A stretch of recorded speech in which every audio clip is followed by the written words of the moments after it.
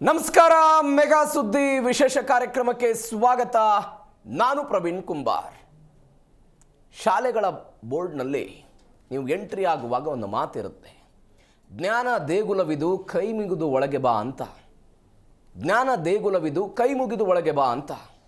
ಆದರೆ ಇವತ್ತು ಬೆಂಗಳೂರಿನಲ್ಲಿ ನಡೆದಿರುವಂತಹ ಒಂದು ಡೇ ಕೇರ್ ಸೆಂಟರ್ನಲ್ಲಿ ನಡೆದಿರುವಂತಹ ಘಟನೆ ಇವರು ರಾಕ್ಷಸರ ಅಥವಾ ಮನುಷ್ಯರ ಎನ್ನುವಂತಹ ಪ್ರಶ್ನೆಯನ್ನು ಕೇಳುವ ಹಂತಕ್ಕೆ ತೆಗೆದುಕೊಂಡು ಹೋಗ್ತಾ ಇದೆ. ಬೆಂಗಳೂರಿನ ಜನಜೀವನದ ಬಗ್ಗೆ ಎಲ್ಲ ನಮಗೆ ಗೊತ್ತಿದೆ. ಗಂಡ ಹೆಂಡತಿ ಇಬ್ಬರೂ ಕೂಡ ನೌಕರದಾರರು, ಕೆಲಸಕ್ಕೆ ಹೋಗಬೇಕು, ಕಂಪನಿಗಳಿಗೆ ಹೋಗಬೇಕು, ಮಕ್ಕಳನ್ನು ನೋಡಿಕೊಳ್ಳೋದಕ್ಕೆ ಊರಿನಿಂದ ತಂದೆ ತಾಯಿನೋ ಯಾರೋ ಬರಬೇಕು, ಅದು ಅಸಾಧ್ಯ. ಹೀಗಾಗಿ ಮಕ್ಕಳು ಸುರಕ್ಷಿತವಾಗಿರಲಿ, ನಾವು ಕೆಲಸದಿಂದ ಬರುವ ತನಕವೂ ಅಂತ ಪೋಷಕರು ತಮ್ಮ ಮಕ್ಕಳನ್ನು ಡೇ ಕೇರ್ ಸೆಂಟರ್ಗಳಿಗೆ ಹಾಕ್ತಾರೆ. ನಮ್ಮ ಅವಧಿ ಮುಗಿಯುವ ತನಕವೂ ಕೂಡ ಅವರಲ್ಲಿ ಸುರಕ್ಷಿತವಾಗಿರಲಿ ಅನ್ನೋ ಕಾರಣಕ್ಕಾಗಿ. ಆದರೆ ಸುರಕ್ಷಿತ ಕೇಂದ್ರಗಳಾಗಿ ಇರಬೇಕಾದಂತಹ ಡೇ ಕೇರ್ ಸೆಂಟರ್ನಲ್ಲಿ ಯಾರು ಅವರನ್ನು ಸುರಕ್ಷಿತವಾಗಿ ನೋಡ್ಕೊಳ್ಬೇಕಾಗಿತ್ತು, ತಂದೆ ತಾಯಿಯ ಪ್ರೀತಿಯನ್ನು ಕೊಟ್ಟು ಅವರನ್ನು ನೋಡ್ಕೊಳ್ಬೇಕಾಗಿತ್ತಲ್ಲ, ಅವರೇ ಇದೀಗ ರಕ್ಕಸರ ರೀತಿಯಲ್ಲಿ ವರ್ತನೆ ಮಾಡಿರೋ ಘಟನೆ ಬೆಂಗಳೂರಿನಲ್ಲಾಗಿದೆ. ಇದು ಮೊದಲ ಬಾರಿಗ? ಖಂಡಿತ ಇಲ್ಲ. ಬೆಂಗಳೂರಿನಲ್ಲಿ ಇಂತಹ ಘಟನೆಗಳು ಅನೇಕ ಬಾರಿ ಆಗ್ತಾ ಇವೆ. ಆದರೂ ಕೂಡ ಇತಿಹಾಸದಿಂದ ನಾವು ಪಾಠವನ್ನು ಕಲಿಯುವ ಹಂತಕ್ಕೆ ಹೋಗ್ತಾ ಇಲ್ಲ. ಪುನರಪ್ಪಿ ಇಂಥದ್ದೇ ಘಟನೆ ಆಗ್ತಾ ಇದೆ. ಒನ್ಸ್ ಅಗೇನ್ ಬೆಂಗಳೂರಿನಲ್ಲಿ ಈ ಘಟನೆ ಆಗಿದೆ. ಯಾಕಾಯಿತು? ಏನು ಕಾನೂನಿನ ಕ್ರಮ? ಯಾಕೆ ಹಿಂಗಾಗತ್ತೆ? ಇದರ ಬಗ್ಗೆ ಇವತ್ತು ಮಾತನಾಡೋಣ. ಇದೇ ಇವತ್ತಿನ ವಿಶೇಷ. ರಕ್ಕಸರು ಹೀಗೂ ಉಂಟಾ?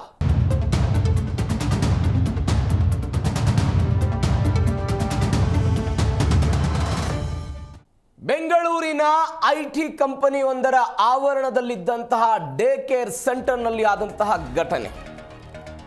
IT ಸಿಟಿ ಬೆಂಗಳೂರಲ್ಲಿ ಒಂದು ಪೈಶಾಚಿಕ ಕೃತ್ಯ ಆಗಿದೆ. ಡೇ ಕೇರ್ ಸೆಂಟರ್ನಲ್ಲಿ ಆಯಾಗಳು ತಮ್ಮ ರಕ್ಕಸ ಬುದ್ಧಿಯನ್ನು ತೋರಿಸ್ಬಿಟ್ಟಿದ್ದಾರೆ.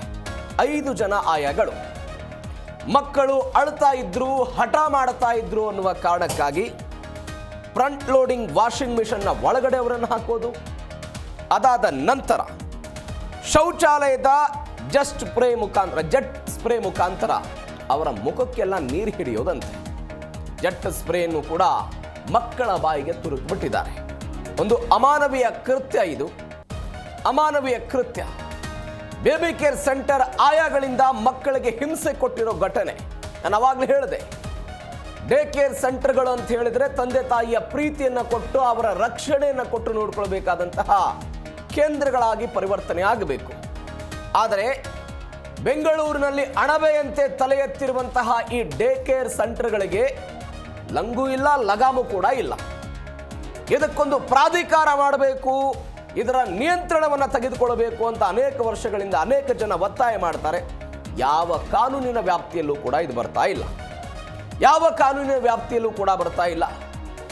ಈ ಆಯಾಗಳನ್ನು ನೇಮಕ ಮಾಡುವಂತಹ ಸಮಯದಲ್ಲಿ ಒಂದು ಪೊಲೀಸ್ ವೆರಿಫಿಕೇಶನ್ ಆಗುತ್ತೆ, ಅವರಿಗೆ ಕಡಿಮೆ ಸಂಬಳವನ್ನು ಕೊಡಲಾಗುತ್ತೆ. ಆ ಕಡಿಮೆ ಸಂಬಳಕ್ಕೆ ಅವರು ಕೆಲಸವನ್ನು ಮಾಡ್ತಾರೆ. ಮತ್ತೊಂದು CCTV ನೋಡಿ, ಆಯ್ಕೆ ಮಾಡಿಕೊಂಡಿರುವ ಜಾಗ. ನೀವು ಈ ವಾಷಿಂಗ್ ಮಷಿನ್ ಮತ್ತು ಈ ಶೌಚಾಲಯ ಇರುತ್ತಲ್ಲ, ಅಲ್ಲಿ CCTV ಕಣ್ಗಾವಲು ಇರೋದಿಲ್ಲ. ಶೌಚಾಲಯವನ್ನು ಪ್ರವೇಶ ಮಾಡುವಂತಹ ಸಮಯದಲ್ಲಿ CCTV ಇರಲ್ಲ. ಅಂತಹ ಜಾಗವನ್ನು ಆಯ್ಕೆ ಮಾಡಿಕೊಂಡು ಈ ರಾಕ್ಷಸ ಕೃತ್ಯವನ್ನು ಇವರೆಲ್ಲ ಎಸಗ್ತಾರೆ ಅಂತ ಹೇಳಿದ್ರೆ, ಇವರದ್ದೇ ಮಕ್ಕಳಿಗೆ ಯಾರಾದರೂ ಶಾಲೆಯಲ್ಲಿ ಈ ರೀತಿ ಮಾಡಿದ್ರೆ ಸುಮ್ಮನಿರ್ತಾರ? ಇವರು ಶಿಕ್ಷಣವನ್ನು ಪಡೆದುಕೊಂಡು ಅಥವಾ ಸಮಾಜದಲ್ಲಿ ಬದುಕಿ ಹಂತಕ್ಕೆ ಬಂದಿದ್ದಾರಲ್ಲ, ಇವರಿಗೆ ಯಾರಾದರೂ ಈ ರೀತಿಯಾಗಿ ಚಿತ್ರಹಿಂಸೆ ಕೊಟ್ಟಿದ್ರೆ ಇರ್ತಿದ್ರ ಭೂಮಿ ಮೇಲೆ? ಖಂಡಿತ ಸಾಧ್ಯ ಇಲ್ಲ. ಇವರ ಮಾನಸಿಕ ಸ್ಥೀಮತೆ ಹೆಂಗಿರುತ್ತೆ, ಇವರು ಯೋಗ್ಯವಾಗಿದ್ದಾರಾ ಮಕ್ಕಳನ್ನು ನೋಡಿಕೊಳ್ಳೋದಕ್ಕೆ, ಇತ್ಯಾದಿ ಪರೀಕ್ಷೆಗಳಾಗಬೇಕು. ಯಾವುದೂ ಕೂಡ ಆಗ್ತಾ ಇಲ್ಲ. ಜಿಲ್ಲಾ ಮಕ್ಕಳ ರಕ್ಷಣಾ ಘಟಕದವರು ಒಂದು ದೂರು ಕೊಟ್ಟರು. HAL ಪೊಲೀಸ್ ಸ್ಟೇಷನ್ನಲ್ಲಿ 5 ಆಯಾಗಳ ವಿರುದ್ಧ ಇದೀಗ ದೂರು ದಾಖಲಾಗಿದೆ. ಬೆಂಗಳೂರಿನ ಬ್ರೂಕ್ಫೀಲ್ಡ್ನಲ್ಲಿರುವಂಥ ಕ್ಯಾಪ್ ಜೆಮಿನಿ ಎನ್ನುವಂಥ ಒಂದು IT ಸಂಸ್ಥೆ ನೀವು ದೃಶ್ಯದಲ್ಲಿ ನೋಡ್ತಾ ಇದ್ದೀರಿ. ಈ ಆವರಣದಲ್ಲಿರುವಂತಹ ಡೇ ಕೇರ್ ಸೆಂಟರ್ನಲ್ಲಿ ಆಗಿರುವ ಘಟನೆ, ಮಕ್ಕಳು ಚೀರ್ಬಿಟ್ಟಿದ್ದಾರೆ. ಒಂದ್ಸರಿ ನೋಡಿ ಅದನ್ನು ದೃಶ್ಯಾವಳಿ. ಪ್ರಕರಣಕ್ಕೆ ಸಂಬಂಧಪಟ್ಟಂತೆ ಬೆಂಗಳೂರು ನಗರ ಕಮಿಷನರ್ ಸಿಮಂತ್ ಕುಮಾರ್ ಸಿಂಗ್ ಮಾತನಾಡಿದ್ದಾರೆ. ಒಂದ್ಸರಿ ನೋಡೋಣ.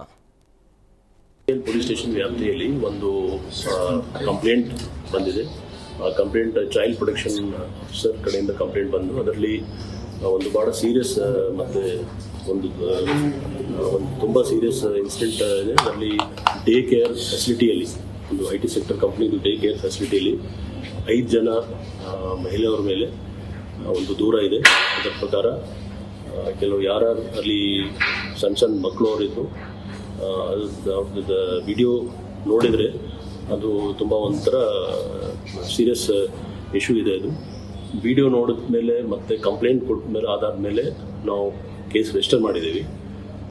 ಇದರಲ್ಲಿ ನಮ್ಮ ಜಾಯಿಂಟ್ ಕಮಿಷನರ್ ಈಸ್ಟ್ ಮತ್ತು DCP ಇನ್ಚಾರ್ಜ್ ವೈಟ್ಫೀಲ್ಡ್, ಈಗ ಅವ್ರ ಲೇಡಿ ಆಫೀಸರ್ ನಾವು ಸೌತ್ ಈಸ್ಟ್ ನಮ್ಮ DCP ಅವ್ರಿಗೆ ಇನ್ಚಾರ್ಜ್ ಕೊಟ್ಟಿದ್ದೀನಿ. ಅಲ್ಲಿ ಈ ಪ್ರಕರಣ ಒಂದು ಡೀಟೇಲ್ ಆಗಿ ತಿಳ್ಕೊಳ್ಳಿಕ್ಕೆ ಇದರಲ್ಲಿ 2 ಭಾಗ ಇದೆ. ಒಂದು, ಇಂಥದ್ದು ಇನ್ಸಿಡೆಂಟ್ ಆಗಬಾರ್ದಾಯಿತು, ಹಾಗಿದ್ರೆ ಯಾರು ಇದರಲ್ಲಿ ಶಾಮಿಲಿದ್ರೆ ಅವ್ರ ಮೇಲೆ ಕ್ರಮ ತಗೊಳ್ತೀವಿ. ಜೊತೆಗೆ ಈ ಥರದ್ದು ಯೂನಿಟ್ಸ್ ಎಲ್ಲೆಲ್ಲಿ ಇದೇ ಕಂಪ್ನಿ ಅವ್ರು ರನ್ ಮಾಡ್ತಾ ಇರೋದು ಅವ್ರು ನಾವು ಡೀಟೇಲ್ಸ್ ತೊಗೊಳ್ತೀವಿ ಕನ್ಸರ್ನ್ ಇಲಾಖೆಯಿಂದ.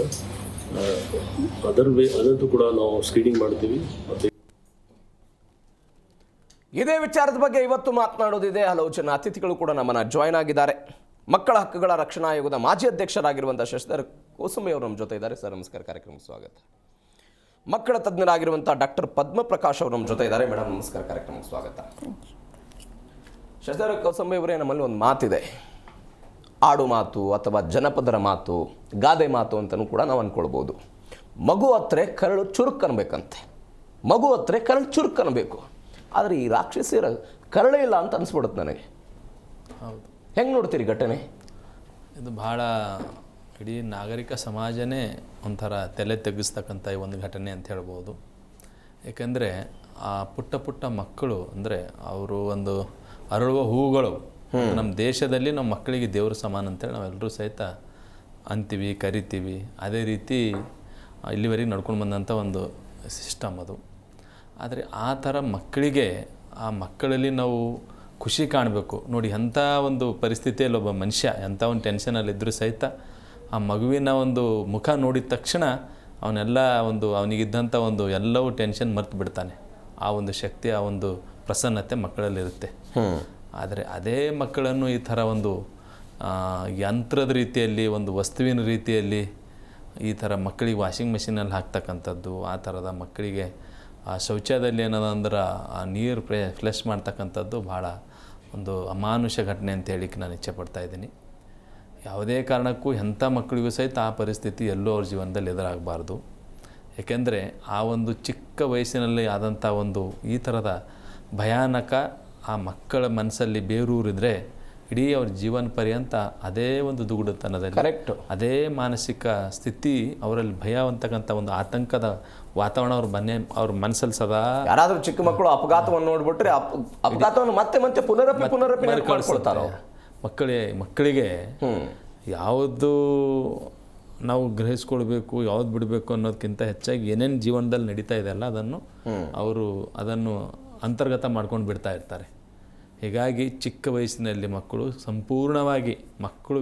ಬೆಳವಣಿಗೆ ಕನಿಷ್ಠ 8 ವರ್ಷಗಳ ಕಾಲ ಪ್ರತಿಯೊಂದು ಮಗು ಭಾಳ ಖುಷಿಯಿಂದ, ಉಲ್ಲಾಸದಿಂದ, ಗೌರವದಿಂದ, ಘನತೆಯಿಂದ ಅದು ಬದುಕಬೇಕು, ಅದು ಬಾಳಬೇಕು. ಮತ್ತು ವಿಶ್ವಸಂಸ್ಥೆ ಮಕ್ಕಳ ಹಕ್ಕುಗಳ ಒಡಂಬಡಿಕೆ 1989ರಲ್ಲಿ ಇಡೀ ವಿಶ್ವದಲ್ಲಿ 196 ದೇಶಗಳು ಸಹಿ ಹಾಕಿದಂಥ ಅತ್ಯಂತ ದೊಡ್ಡ ಅದೊಂದು ಒಡಂಬಡಿಕೆ. ಅದಕ್ಕೆ ನಮ್ಮ ದೇಶವೂ ಸಹಿತ 1992ರಲ್ಲಿ ನಾವು ಸಹಿತ ನಮ್ಮ ಪ್ರತಿಯೊಂದು ಮಗುವಿಗೆ ರಕ್ಷಣೆ ಮಾಡ್ತೀವಿ ಅಂತಕ್ಕಂಥ ಸದುದ್ದೇಶದೊಂದಿಗೆ ಸಹಿ ಹಾಕಿದೆ. ಅಂದರೆ ಪ್ರತಿಯೊಂದು ಮಗುವಿನ ಕಾನೂನಾತ್ಮಕ ಪೋಷಕ ಸರ್ಕಾರವು ಪ್ರತಿಯೊಂದು ಹಂತದಲ್ಲಿ, ಪ್ರತಿಯೊಂದು ಸ್ಥಳದಲ್ಲಿ, ಪ್ರತಿಯೊಂದು ಮಗುವಿಗೆ ಯಾವುದೇ ಕಾರಣಕ್ಕೂ ಆ ಮಗುವಿನ ಹಕ್ಕನ್ನು ರಕ್ಷಣೆ ಮಾಡ್ತಕ್ಕಂಥ ಕೆಲಸ ಸರ್ಕಾರಗಳು ಮಾಡಬೇಕಾಗಿದೆ. ಆದರೆ ಇಂಥ ಉಲ್ಲಂಘನೆ ಪ್ರಕರಣಗಳು ಆದಾಗ ನಾವು ಚರ್ಚೆ ಮಾಡೋದು, ಚಿಂತನೆ ಮಾಡೋದು, ಅದಾದಮೇಲೆ ಮತ್ತೆ ಮರ್ತು ಬಿಡ್ತಕ್ಕಂಥದ್ದು ನಮ್ಮ ವ್ಯವಸ್ಥೆಯಲ್ಲಿ ಬಹಳಷ್ಟು ನಡೀತಾ ಇದೆ. 2014ರಲ್ಲಿ ಇದೇ ಒಂದು ಡೇ ಕೇರ್ ಸೆಂಟರ್ಗಳಲ್ಲಿ, ಬೆಂಗಳೂರಿನ ಕೆಲವು ಡೇ ಕೇರ್ ಸೆಂಟರ್ಗಳಲ್ಲಿ ಮಕ್ಕಳು ಚಟುವಟಿಕೆ ನಿಷ್ಕ್ರಿಯ ಮಾಡಬೇಕು, ಮಕ್ಕಳು ಚಟುವಟಿಕೆಯಿಂದ ಅವ್ರು ಶಾಂತಚಿತ್ತರಾಗಿರ್ಬೇಕು ಅನ್ನೋ ಒಂದು ದುರುದ್ದೇಶದೊಂದಿಗೆ ಮಕ್ಕಳಿಗೆ ಆ ಒಂದು 14ರಲ್ಲಿನೇ ಮಕ್ಕಳಿಗೆ ಮತ್ತು ಬರ್ತಕ್ಕಂಥ ಔಷಧವನ್ನು ಕೊಟ್ಟಿದ್ದಂಥದ್ದು ಸಹಿತ ನಮ್ಮ ಮಾಧ್ಯಮಗಳಲ್ಲಿ ಪ್ರಸಾರ ಆಗಿತ್ತು. ಪ್ರಸಾರ ಆಗಿದ್ದಂಥದ್ದು ಇಟ್ಕೊಂಡು ಸರ್ಕಾರ ಮಹಿಳಾ ಮತ್ತು ಮಕ್ಕಳ ಅಭಿವೃದ್ಧಿ ಇಲಾಖೆ ಸಚಿವೆಯವರು ಒಂದಿನ ಉಮಾಶ್ರೀ ಮೇಡಮ್ ಅವರು ಅವರ ಅಧ್ಯಕ್ಷತೆಯಲ್ಲಿ 2014ರಲ್ಲಿ ಸಭೆ ಆಯಿತು. ಸಭೆ ಆಗಿದ ಮೇಲೆ 2015ರಲ್ಲಿ ಮಾರ್ಗಸೂಚಿ ಬಂದಿದೆ. ಅಂದರೆ ಯಾವ ರೀತಿ ಡೇ ಕೇರ್ ಸೆಂಟರ್ಗಳು ನಡಿಬೇಕು ನಗರ ಪ್ರದೇಶದಲ್ಲಿ, ಮಹಾನಗರ ಪಾಲಿಕೆಗಳಲ್ಲಿ ಮತ್ತು ಗ್ರಾಮೀಣ ಭಾಗದಲ್ಲಿ. ಅದರ ಅನುಸಾರ ಇವತ್ತಿನ ದಿವಸ ಯಾವ ಡೇ ಕೇರ್ ಸೆಂಟರ್ಗಳು ನಡೀತಾ ಇದೆ ಅಂತಕ್ಕಂಥದ್ದು ಬಹಳಷ್ಟು ಯಕ್ಷ ಪ್ರಶ್ನೆ ಇದೆ. ಅಲ್ಲ ಸರ್, ಸರ್ಕಾರಗಳು ಅಥವಾ ಸರ್ಕಾರ ಕಾನೂನು ಬಗ್ಗೆ ಮಾತನಾಡೋಣ. ಈಗ ಇವರು ಕೊಡ್ತಾ ಇರುವ ಕಾರಣ ಮಕ್ಕಳು ಹಠ ಮಾಡ್ತಾ ಇದ್ರು, ಅಳ್ತಾ ಇದ್ರು ಅನ್ನುವಂತಹ ಕಾರಣಕ್ಕಾಗಿ ನಾವು ಈ ರೀತಿಯಾಗಿ ಆಗಿದೆ ಘಟನೆ ಅಂತ. ಮಕ್ಕಳು ಅಳದೇ ಇರೋದಕ್ಕೆ ಸಾಧ್ಯ ಇದೆ? ಚಿಕ್ಕ ಚಿಕ್ಕ ಮಕ್ಕಳು ಸರ್ ಹಠ ಮಾಡ್ತಾರೆ. ಈಗ ಹಳ್ಳಿ ಕಡೆಗಳಲ್ಲಿ ಹೋದರೆ ಮನೆಗಳಲ್ಲಿ ಮಕ್ಕಳು ಹಠ ಮಾಡಬೇಕು, ಮನೆ ತುಂಬಿರುತ್ತೆ ಅಂತೆಲ್ಲ ಮಾತನಾಡ್ತಾರೆ. ಮಕ್ಕಳು ಅಳ್ತಕ್ಕಂಥದ್ದು, ಅವರು ತುಂಟಾಟ ಮಾಡ್ತಕ್ಕಂಥದ್ದು ಅದು ಸಾಮಾಜಿಕ ಪ್ರಕ್ರಿಯೆ, ಹೌದು, ಸಹಜ ಪ್ರಕ್ರಿಯೆ. ಮಕ್ಕಳು ಅಳಬೇಕು, ಆಡಬೇಕು, ಚಿಡಿಬೇಕು, ತುಂಟಾಟ ಮಾಡಬೇಕು ಅಂದಾಗಲೇ ಬಾಲ್ಯ ಅಂದಾಗಲೇ ಬಾಲ್ಯ, ಮತ್ತು ಅದು ಅವರ ಒಂದು ಬೆಳವಣಿಗೆಯ ಭಾಗ ಅದು. ಹಾಗಾಗಿ ಅಂಥ ಮಕ್ಕಳು ಆ ಥರ ಹಠ ಮಾಡಿದ್ರು, ತುಂಟಾಟ ಮಾಡಿದ್ರು ಅಂತ ಕಾರಣಕ್ಕೆ ನೆಪವಾಗಿಟ್ಕೊಂಡು ಈ ಥರ ವಾಷಿಂಗ್ ಮಿಷಿನ್ನಲ್ಲಿ ಹಾಕ್ಬೇಕಂತ ಎಲ್ಲೂ ಹೇಳಿಲ್ಲಲ್ಲ, ಯಾರೂ ಹೇಳಿಲ್ಲ. ಈಗ ಸರ್ಕಾರಿ ಹಿರಿಯ ಪ್ರಾಥಮಿಕ ಶಾಲೆ ಅಥವಾ ಪ್ರೌಢಶಾಲೆಗಳನ್ನೇ ವಿದ್ಯಾರ್ಥಿಗಳು ಯಾವುದೋ ಕಾರಣಕ್ಕೆ ಹೋಮ್ವರ್ಕ್ ಮಾಡಿಲ್ಲ, ಏನೋ ತಪ್ಪು ಮಾಡಿದ್ದಾರೆ ಅಂತ ಶಿಕ್ಷಕರು ಇವತ್ತು ಶಿಕ್ಷೆ ಮಾಡುವಂತಿಲ್ಲ. ಇಲ್ಲ, 100% ಯಾವ ಕಾರಣಕ್ಕೂ ಶಿಕ್ಷೆ ಮಾಡುವಂತಿಲ್ಲ. ಬುದ್ಧಿವಾದವನ್ನು ಹೇಳಬೇಕು ಅನ್ನುವಂತಹ ಕಾನೂನುಗಳಿದೆ. ಹೌದು, ಕಾರ್ಪೊರೇಟ್ ಪನಿಷ್ಮೆಂಟ್ ಕಂಪ್ಲೀಟ್ ನಮ್ಮ ದೇಶದಲ್ಲಿ ಅಥವಾ ಎಲ್ಲ ಕಡೆನೇ ಅದು ಬ್ಯಾನ್ ಇದೆ. ಯಾವುದೇ ಕಾರಣಕ್ಕೂ ಯಾವುದೇ ಮಗುವಿಗೆ ಬೆದರಿಸಂಗಿಲ್ಲ, ಹೊಡೆಯಂಗಿಲ್ಲ, ಅವೆಚ್ಚ ಪದಗಳಿಂದ ಬಳಸಂಗಿಲ್ಲ, ಏನೂ ಅನ್ನಂಗಿಲ್ಲ. ಅವರಿಗೆ ಎಲ್ಲೂ ಸಹಿತ ಬರೀ ಶಾಲೆ ವ್ಯವಸ್ಥೆ ಅಲ್ಲ, ಮನೆಯಲ್ಲೂ ಸಹಿತ ಮಕ್ಕಳಿಗೆ ನಾವು ಯಾವುದೇ ಕಾರಣಕ್ಕೂ ಮಕ್ಕಳೊಂದಿಗೆ ಮಕ್ಕಳಾಗಿರಬೇಕು. ಮಕ್ಕಳೊಂದಿಗೆ ಮಕ್ಕಳಾಗಿದ್ದಾಗ ಮಾತ್ರ ಮಕ್ಕಳ ಮನಸ್ಸನ್ನು ಅರ್ಥ ಮಾಡ್ಕೊಳ್ಳಿಕ್ಕೆ, ಮಕ್ಕಳನ್ನು ಸರಿಯಾದ ರೀತಿಯಲ್ಲಿ ಸರಿಯಾದ ದಾರಿಯಲ್ಲಿ ಅವರೊಂದಿಗೆ ಕೊಂಡೊಯ್ಯಲಿಕ್ಕೆ ಸಾಧ್ಯ ಇದೆ. ಅದರಿಂದ ಬೆದರಿಸೋದು ಮಕ್ಕಳಿಗೆ ಹೊಡೆಯೋದ್ರಿಂದ ಯಾವ ಮಗು ಸಹಿತ ಇಲ್ಲಿವರೆಗೆ ಉದ್ಧಾರ ಆಗಲ್ಲ. ಅದು ಪರಿಕಲ್ಪನೆ ತಪ್ಪು. ಬರ್ತೀನಿ ಸರ್. ಪದ್ಮಪ್ರಕಾಶ್ ಮೇಡಮ್ ಅವರೇ, ಮಾನಸಿಕ ಸ್ಥೀಮತೆ ಬಗ್ಗೆ ಪ್ರಶ್ನೆ ಬಂದ್ಬಿಡುತ್ತೆ ಈ ಘಟನೆಗಳನ್ನು ನೋಡಿದಾಗ. ಮಗು ಮತ್ತು ಆಯಗಳು ಇಬ್ಬರದ್ದು ಕೂಡ ನಾವು ಅವಲೋಕನೆ ಮಾಡಿದಾಗ ಹೆಂಗೆ ಅನಿಸುತ್ತೆ? ಮೊದಲನೇದಾಗಿ ಈ ಥರ ಕೃತ್ಯ ನಡೆದಿರೋದು ನಮ್ಮ ಸಮಾಜನೇ ತಲೆ ತಗ್ಗಿಸ್ಬೇಕು ಆ ಥರ. ಯಾಕಂದರೆ ಅಮಾನವೀಯ ಘಟನೆ ಇದು. ತುಂಬ ದುಃಖ ಆಗುತ್ತೆ. ಮಕ್ಕಳು ಅಳ್ತಿದ್ದಾರೆ ಅಂತ ಹೇಳಿ ಅವ್ರಿಗೆ ಜೆಟ್ಟಲ್ಲಿ ಸ್ಪ್ರೇ ಮಾಡೋದಾಗಲಿ ಅಥವಾ ವಾಷಿಂಗ್ ಮಿಷಿನಲ್ಲಿ ಹಾಕೋದಾಗಲಿ, ಅಂದರೆ ಅವರ ಆಯಗಳ ಮಾನಸಿಕ ಸ್ಥಿತಿ ಏನು ಅಂತ ನಾವು ಯೋಚನೆ ಮಾಡಬೇಕಾಗತ್ತೆ. ಯಾಕಂದರೆ ಒಬ್ಬರು ರೆಕಾರ್ಡ್ ಮಾಡ್ತಾಯಿದ್ರೆ ಒಬ್ರು ನಿಂತ್ಕೊಂಡು ನೋಡ್ತಾ ಇದ್ದಾರೆ. ಅಂದರೆ ಕ್ರುಯಾಲಿಟಿ ಅಟ್ ಮ್ಯಾಕ್ಸಿಮಮ್ ಲೆವೆಲ್ ಅಂತ. ಆದರೆ ತಮ್ಮ ಮನೆಗಳಲ್ಲಿ ಅವ್ರು ಇದೇ ಮಾಡ್ತಾರಾ ತಮ್ಮ ಮಕ್ಕಳತ್ತಾಗ? ಖಂಡಿತ ಇಲ್ಲ. ಇಲ್ಲಿ ಏನಂದರೆ ಅವರು ಏನೋ ಒಂದು ಕೆಲಸಕ್ಕೆ ಬಂದಿದ್ದೀವಿ, ನಮಗೆ ಅದರಿಂದ ಹಣ ಸಿಗುತ್ತೆ, ಅಷ್ಟರಲ್ಲೇ ಇದ್ದಾರೆ ಅವರು. ಮಕ್ಕಳನ್ನ ಹ್ಯಾಂಡ್ಲ್ ಮಾಡೋರು ಮನಸ್ಥಿತಿ ತುಂಬ ಸೂಕ್ಷ್ಮವಾಗಿರಬೇಕು. ಈಗ UK-ನಲ್ಲೆಲ್ಲ ನೋಡಿ, LKG UK-ನಲ್ಲಿ ಅವರು ಟೀಚ್ ಮಾಡೋರಿಗೆ ಹೈಯೆಸ್ಟ್ ಪೇಡ್ ಸ್ಯಾಲ್ರೀಸ್ ಇರುತ್ತೆ. ಯಾಕಂದರೆ ಅವರು ಅದೇ ಸ್ಕಿಲ್ಸ್ ಇರಬೇಕು. ಅವರು ಒಂದು ಮಗು ಹತ್ರ ಅವ್ರು ಮಾತಾಡಬೇಕಾದ್ರೆ, ಅವ್ರಿಗೆ ಕಲಿಸ್ಬೇಕಾದ್ರೆ ತುಂಬ ಪೇಷನ್ಸ್ ಇರಬೇಕು ಅವ್ರಿಗೆ. ಮತ್ತು ನಮ್ಮ ಮಕ್ಕಳನ್ನ ಮುಗ್ಧರು ಅವರನ್ನು ಹೇಗೆ ಅವರು ಅಟ್ರ್ಯಾಕ್ಟ್ ಮಾಡಿ ತಮ್ಮ ತೆಕ್ಕೆಗೆ ತೊಗೊಂಡು ಟೀಚ್ ಮಾಡ್ತಾರೆ, ಅದು ತುಂಬ ಇಂಪಾರ್ಟೆಂಟ್ ಆಗುತ್ತೆ. ಬಟ್ ಇಲ್ಲಿ ತಂದೆ ತಾಯಿಗಳ ಅಸಹಾಯಕತೆ ಅಂತ ನಾನು ಹೇಳಕ್ಕೆ ಬಯಸ್ತೀನಿ. ಯಾಕಂದರೆ ಈಗ ಇರೋಂತಹ ಅವರ ಜೀವನ ಶೈಲಿ ಆಗಲಿ, ನ್ಯೂಕ್ಲಿಯರ್ ಫ್ಯಾಮಿಲೀಸು, ಗಂಡ ಹೆಂಡತಿ, ಒಂದು ಮಗು 2 ಮಕ್ಕಳು ಅಷ್ಟೇ. ಹಳೆ ಕಾಲದಲ್ಲಾಗಿದ್ರೆ ಅಜ್ಜ ಅಜ್ಜಿ ಇರ್ತಿದ್ರು, ಚಿಕ್ಕಮ್ಮ ಯಾರೋ ಮನೇಲಿ ನೋಡ್ಕೊಳ್ಳೋರು, ಅತ್ತೆ ಮಾವ ಇರ್ತಿದ್ರು, ಅವಿಭಕ್ತ ಕುಟುಂಬಗಳು, ಜಾಯಿಂಟ್ ಫ್ಯಾಮಿಲೀಸ್ ಇರ್ತಿತ್ತು. ಈಗ ಇಬ್ಬರು ತಂದೆ ತಾಯಿಗಳು ದುಡಿಬೇಕು. ಯಾಕಂದರೆ ಅವ್ರ ಜೀವನ ಸಾಗಬೇಕು, ಅಥವಾ ಐಷಾರಾಮಿ ಜೀವನ ಇರ್ಬೋದು, ಮಕ್ಕಳಿಗೆ ಸ್ಕೂಲ್ ಫೀಸ್ ಕಟ್ಟಬೇಕಾಗ್ಬೋದು. ಸೊ ಇಬ್ಬರು ದುಡಿಯೋ ಅನಿವಾರ್ಯತೆ ಇದೆ. ಸೊ ಅವಾಗ ಏನು ಮಾಡ್ತಾರೆ, ನ್ಯಾಚುರಲ್ ಆಗಿ ಅವ್ರು ಈ ಥರ ಡೇ ಕೇರ್ ಸೆಂಟರ್ ಮೊರೆ ಹೋಗಲೇಬೇಕಾಗತ್ತೆ. ಸೊ ಅವರು ಅಸಹಾಯಕತೆ ಅಂತ ಹೇಳಬೇಕು, ಅಥವಾ ಮನಸ್ಥಿತಿಗಳು, ಈ ಥರ ಆಯಗಳ ಮನಸ್ಥಿತಿಗಳು, ಅಥವಾ ಮಕ್ಕಳ ಕಷ್ಟನೋ ಇದು, ಅಥವಾ ನಮ್ಮ ಸಮಾಜದ ಅಥವಾ ನಮ್ಮ ರಾಜ್ಯದಲ್ಲಿರುವಂತಹ ಈ ವೀಕ್ ರೂಲ್ಸ್ ಅಂತ ಏನು ಹೇಳ್ತೀವಿ, ಬರೀ ಇಷ್ಟಕ್ಕೆ ಸೀಮಿತ ಆಗೋಗ್ಬಿಡುತ್ತೆ. ಸರ್ ಹೇಳ್ದಂಗೆ 2014ರಲ್ಲಿ ಬಂದಿತ್ತು ಈ ಥರ ಪ್ರಾಬ್ಲಮ್ಸ್ ಆಗಿದೆ. ಮಕ್ಕಳಿಗೆಲ್ಲ ಅನೆಸ್ಥೆಸಿಯಾ ಕೊಡಿಸಿ, ಔಷಧಿ ಕೊಡಿಸಿ ನಿದ್ದೆ ಮಾಡಿಸ್ತಿದ್ರು, ಮಕ್ಕಳು ಜಾಸ್ತಿ ಆ್ಯಕ್ಟಿವ್ ಆಗಿರಬಾರ್ದು. ಈ ಥರ ವಿಷಯಗಳು ಬಂದಾಗ್ಲೂ ಅದನ್ನು ಎಷ್ಟು ಮುಂದಕ್ಕೆ ಹೋಯ್ತು, ಏನು ಆ್ಯಕ್ಷನ್ಸ್ ತೊಗೊಂಡ್ರು, ಅದು ಕಾನೂನಲ್ಲಿ ಏನಾಯಿತು ಅನ್ನೋದೇ ನಮ್ಗೆ ಗೊತ್ತಿಲ್ಲ. ಇವಾಗಲೂ ಅಷ್ಟೇ ಡಿಬೇಟ್ ಮಾಡ್ತೀವಿ, ಇಲ್ಲಿ ಮುಗಿದೋಗುತ್ತೆ. ಖಂಡಿತ ಆ ಥರ ಆಗಬಾರ್ದು. ಈ ವಿಷಯದಲ್ಲಂತೂ ನೀವು ZT ಅವ್ರಿಗೆ ನಾನು ನಿಜವಾಗ್ಲೂ ಅಭಿನಂದನೆ ಸಲ್ಲಿಸ್ತೀನಿ. ಯಾಕಂದರೆ ನೀವು ಆ್ಯಕ್ಟಿವ್ ಆಗಿ ಇದು ಪಾರ್ಟಿಸಿಪೇಟ್ ಮಾಡಿ ಇದನ್ನೆಲ್ಲ ಮಕ್ಕಳ ತಜ್ಞರನ್ನೆಲ್ಲ ಕರೆಸಿ ನೀವು ಚರ್ಚೆ ಮಾಡಬೇಕು ಅನ್ನೋದೇ ಸ್ವಾಗತಾರ್ಹ ವಿಷಯ.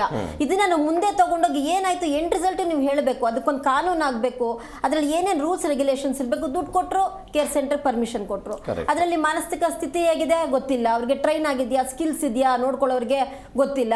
ಈ ಥರ ಆದಾಗ ಮಾತ್ರ ಆಗದೆ ತಾರ್ಕಿಕ ಹಂತಕ್ಕೆ ಹೋಗಬೇಕು. ಕೊನೆಗೆ ಎಂಡ್ ರಿಸಲ್ಟ್ ಏನಾಗುತ್ತೆ, ಬರೀ ಅವ್ರು FIR ಹಾಕೋದು, ಅವ್ನು ಕರ್ಕೊಂಬರೋದು, ಇನ್ವೆಸ್ಟಿಗೇಷನ್ ಮಾಡೋದು, ಅಲ್ಲಿಗೆ ಮುಗಿಸೋದು ಬೇಡ.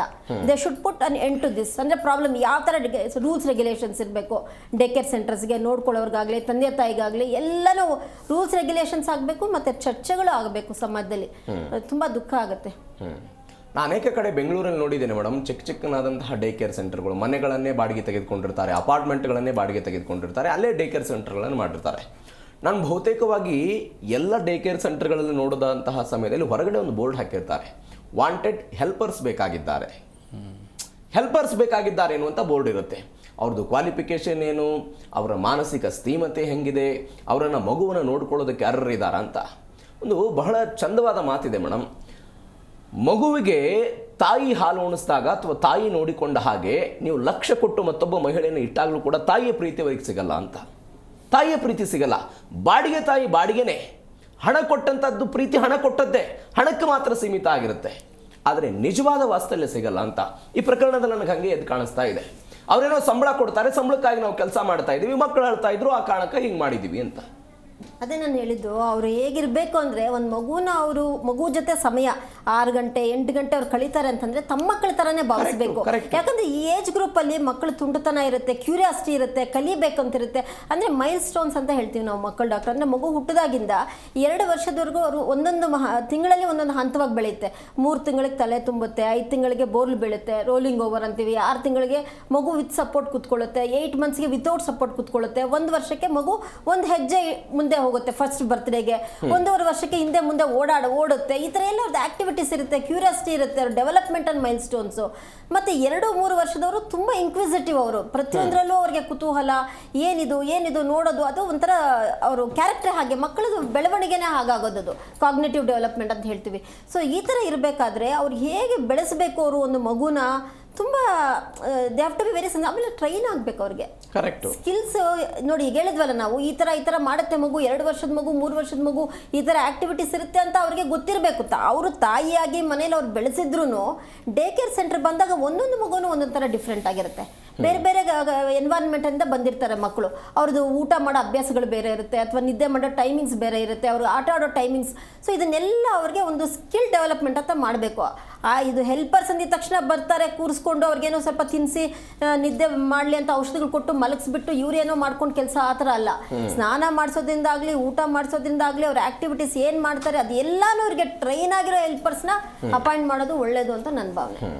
ಮತ್ತೊಂದು ಕಡೆ ಮೇಡಮ್, ನಾವು ಗಮನಿಸಬೇಕಾದ ಸಂಗತಿ ಅಂತ ಹೇಳಿದರೆ, ಈ ಮಕ್ಕಳಿಗೆ ಈ ರೀತಿಯಾಗಿ ಕೃತ್ಯಗಳಲ್ಲಿ ಶೌಚಾಲಯಕ್ಕೆ ಕರೆದುಕೊಂಡು ಹೋಗಿ ತಲೆಯನ್ನು ಈ ರೀತಿಯಾಗಿ ಮಾಡೋದು, ಒಂದು ಸ್ಪ್ರೇಯಿಂದ ನೀರನ್ನು ಇದು ಮಾಡೋದು, ಅದಾದ ನಂತರ ವಾಷಿಂಗ್ ಮಿಷನಲ್ಲಿ ಅವರ ತಲೆಯನ್ನು ತುರುಕೋದು, ಈ ರೀತಿಯಾದಂತಹ ಪರಿಸ್ಥಿತಿ ಶಾಲಾ ವಾತಾವರಣ ಅಥವಾ ಡೇ ಕೇರ್ ಸೆಂಟರ್ನಲ್ಲಿ ಇದ್ದಂತಹ ಸಮಯದಲ್ಲಿ ಅವರಿಗೆ ಮಕ್ಕಳು ಆ ಮನೆಗೆ ಬಂದಾಗ ಆ ವಸ್ತುಗಳನ್ನು ನೋಡಿದ್ರು ಕೂಡ ಹೆದರ್ತಾ ಇರ್ತಾರೆ ಅವರು. ಖಂಡಿತ ಆ ವಾಷಿಂಗ್ ಮಷಿನ್ ಏನಾದರೂ ಕಂಡುಬಿಟ್ರೆ ನನಗೆ ಶಾಲೆಯಲ್ಲಿ ಹಿಂಗೆ ಆಗಿತ್ತಲ್ಲ ಅಂತ ಪೋಷಕರ ಅದನ್ನು ಮಾನಸಿಕ ಸ್ಥೀಮತೆಯನ್ನು ತೆಗೆದುಕೊಂಡು ತಮ್ಮ ಮಕ್ಕಳ ಬಗ್ಗೆ ಆಲೋಚನೆ ಮಾಡಬಹುದಲ್ವಾ ಮನೆಯಲ್ಲಿ? ಖಂಡಿತ. ಯಾಕೆಂದ್ರೆ ಇನ್ನೊಂದು ಇಲ್ಲಿ ಬ್ಯಾಟರ್ಡ್ ಬೇಬಿ ಸಿಂಡ್ರೋಮ್ ಅಂತ ಇದೆ. ಅಂದ್ರೆ ಏನಂತಂದ್ರೆ ನಾನ್ ಆಕ್ಸಿಡೆಂಟಲ್, ಈಗ ಏನಾದ್ರೂ ಆಕ್ಸಿಡೆಂಟ್ ಆಗಿ ಮಗುಗೆ ತೊಂದರೆ ಆಗೋದು, ಅದ್ರ ಜೊತೆಗೆ ಮಕ್ಕಳದು ಈ ನೆಕ್ ಮಸಲ್ಸ್ ಆಗಲಿ ಅಥವಾ ಬ್ರೈನ್ ಒಳಗಡೆ ಅಂತ ಬ್ರೈನು ಅಥವಾ ಕೈ ಕಾಲುಗಳು, ಮೂಳೆ, ಇದೆಲ್ಲ ತುಂಬಾ ಸಾಫ್ಟ್ ಆಗಿರುತ್ತೆ ಮಕ್ಕಳಿಗೆ ಬೆಳವಣಿಗೆ ಹಂತದಲ್ಲಿ ಇರೋದ್ರಿಂದ. ಸುಮ್ಮನೆ ಸ್ವಲ್ಪ ಪೆಟ್ಟು ಕೊಟ್ರೆ ಸಾಕು, ಫ್ರಾಕ್ಚರ್ ಆಗ್ಬಿಡುತ್ತೆ ಬೋನು. ಸ್ವಲ್ಪ ಪ್ರೆಸ್ ಮಾಡಿದ್ರೆ ಸಾಕು, ನೆಕ್ ಮಸಲ್ಸ್ ಎಲ್ಲ ಪ್ರೆಸ್ ಆಗೋಗುತ್ತೆ. ಆದ್ರಿಂದ ಬ್ರೈನ್ ಒಳಗಡೆ ಅಂದ್ರೆ ಹಾಕಿ ಜೋರಾಗಿ ಶೇಕ್ ಮಾಡಿದಾಗ ಒಳಗಡೆ ಬ್ರೈನ್ ಇಂಜುರೀಸ್ ಆಗುತ್ತೆ, ಬ್ಲೀಡಿಂಗ್ ಆಗುತ್ತೆ, ಇದೆಲ್ಲ ತೊಂದರೆಗಳಾಗುತ್ತೆ ಮಕ್ಕಳಿಗೆ. ಸೊ ಆದ್ರಿಂದ ಈ ಬ್ಯಾಟರ್ಡ್ ಬೇಬಿ ಸಿಂಡ್ರೋಮ್ ಅಂತಂದ್ರೆ ಅವರು ತಮ್ಮಲ್ಲಿರುವಂಥ ಕ್ರೂರತೆಯನ್ನು ಮಕ್ಕಳ ಮೇಲೆ ತೋರಿಸೋದು. ಈಗ ಹೇಳ್ತೀವಲ್ಲ, ಜೋರಾಗಿ ಇದು ಜೆಟ್ ಸ್ಪ್ರೇ ಹಾಕಿ ಬಾಯಲ್ಲಿ ಹಾಕೋದು, ಇದೆಲ್ಲ ಒಳಗಡೆ ಎಲ್ಲ ಪ್ಯಾಲೆಟು, ಫ್ಯಾರಿಂಗ್ಸ್ ಲ್ಯಾರಿಂಗ್ಸ್ ಎಲ್ಲ ಇದೆ, ಅದಕ್ಕೆಲ್ಲ ಇಂಜುರಿ ಆಗಿಬಿಟ್ರೆ ಮಕ್ಕಳಿಗೆ ಲೈಫ್ ಲಾಂಗ್ ಅವರು ಅಂದರೆ they can become like cerebral palsy ಆಗ್ಬೋದು, ಅಥವಾ ಅವ್ರು ಮಾನಸಿಕವಾಗಿ ದೈಹಿಕವಾಗಿ ಅವ್ರಿಗೆ ತೊಂದರೆಗಳಾಗ್ಬೋದು. ಹೇಳಿದ್ನೆಲ್ಲ ಫ್ರ್ಯಾಕ್ಚರ್ ಆಗೋದು, ಬೋನ್ಸು, ಈ ಥರ ಎಲ್ಲ. ಸೊ ತಂದೆ ತಾಯಿಗಳು ಅಷ್ಟೇ, ಮಕ್ಕಳು ಮನೆಗೆ ಬಂದಾಗ ಅವ್ರು ಯಾವ ಡೇ ಕೇರಲ್ಲಿ ಬಿಟ್ಟಿದ್ದಾರೆ ಅನ್ನೋದಕ್ಕಿಂತ ಮನೆಗೆ ಬಂದ ಮೇಲೆ ಮಕ್ಕಳ ಮಾನಸಿಕ ಸ್ಥಿತಿ ಹೇಗಿದೆ ಅದು ನೋಡಬೇಕಾಗತ್ತೆ.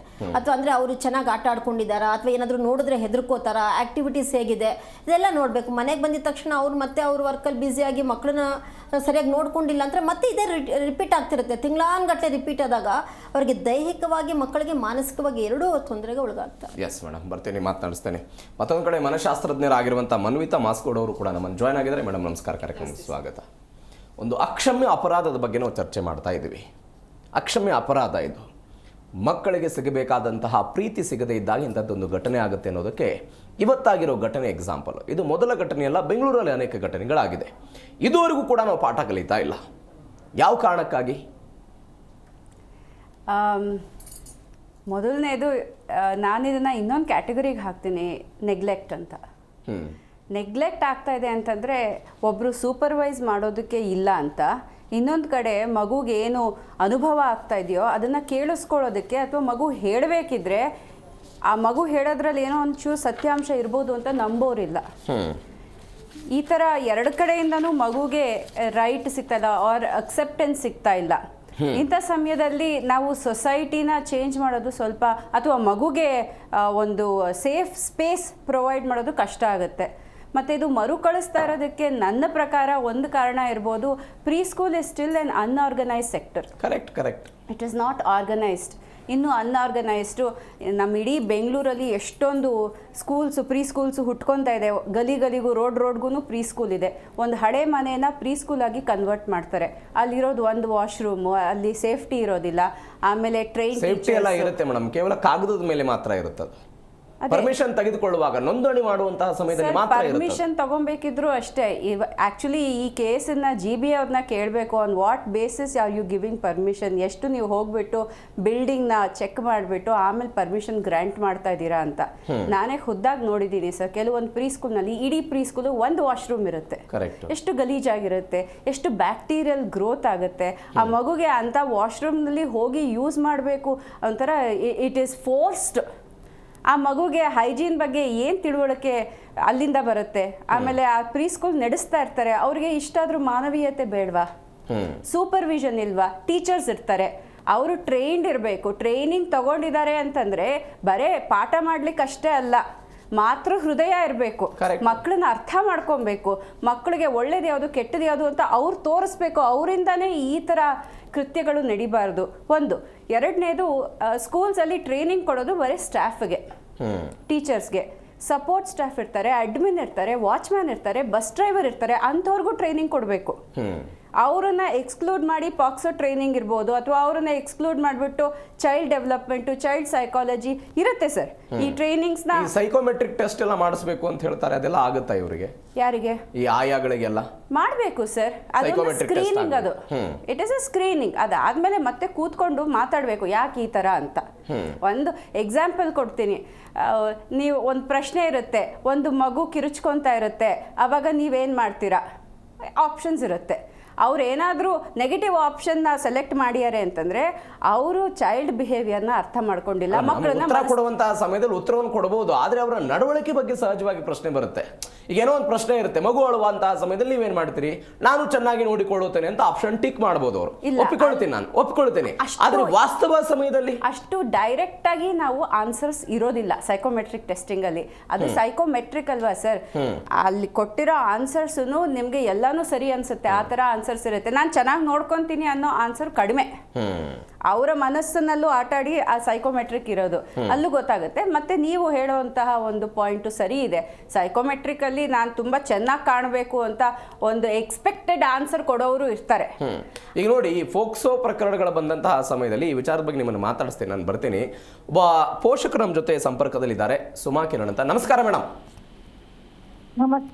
ನಮಸ್ತೆ ಮೇಡಮ್. ಅನೇಕ ಬಾರಿ ನಾವು ಮಾತನಾಡಿದ್ದೀವಿ ನಮ್ಮದೇ ಪ್ಯಾನೆಲ್ ನಲ್ಲಿ. ಸರ್ಕಾರಿ ಶಾಲೆಗಳು, ವಿದ್ಯಾರ್ಥಿಗಳು, ನಿಮ್ ಜೊತೆ ಪ್ಯಾನೆಲ್ ಅಲ್ಲೂ ಯಾವಾಗ್ಲೂ ಕೂತ್ಕೊಳ್ತೀನಿ. ಸೊ ಈ ವಿಚಾರ ನೋಡಿದಾಗ ನನಗಂತೂ ತುಂಬಾನೇ ಬೇಜಾರಾಗ್ತಾ ಇದೆ.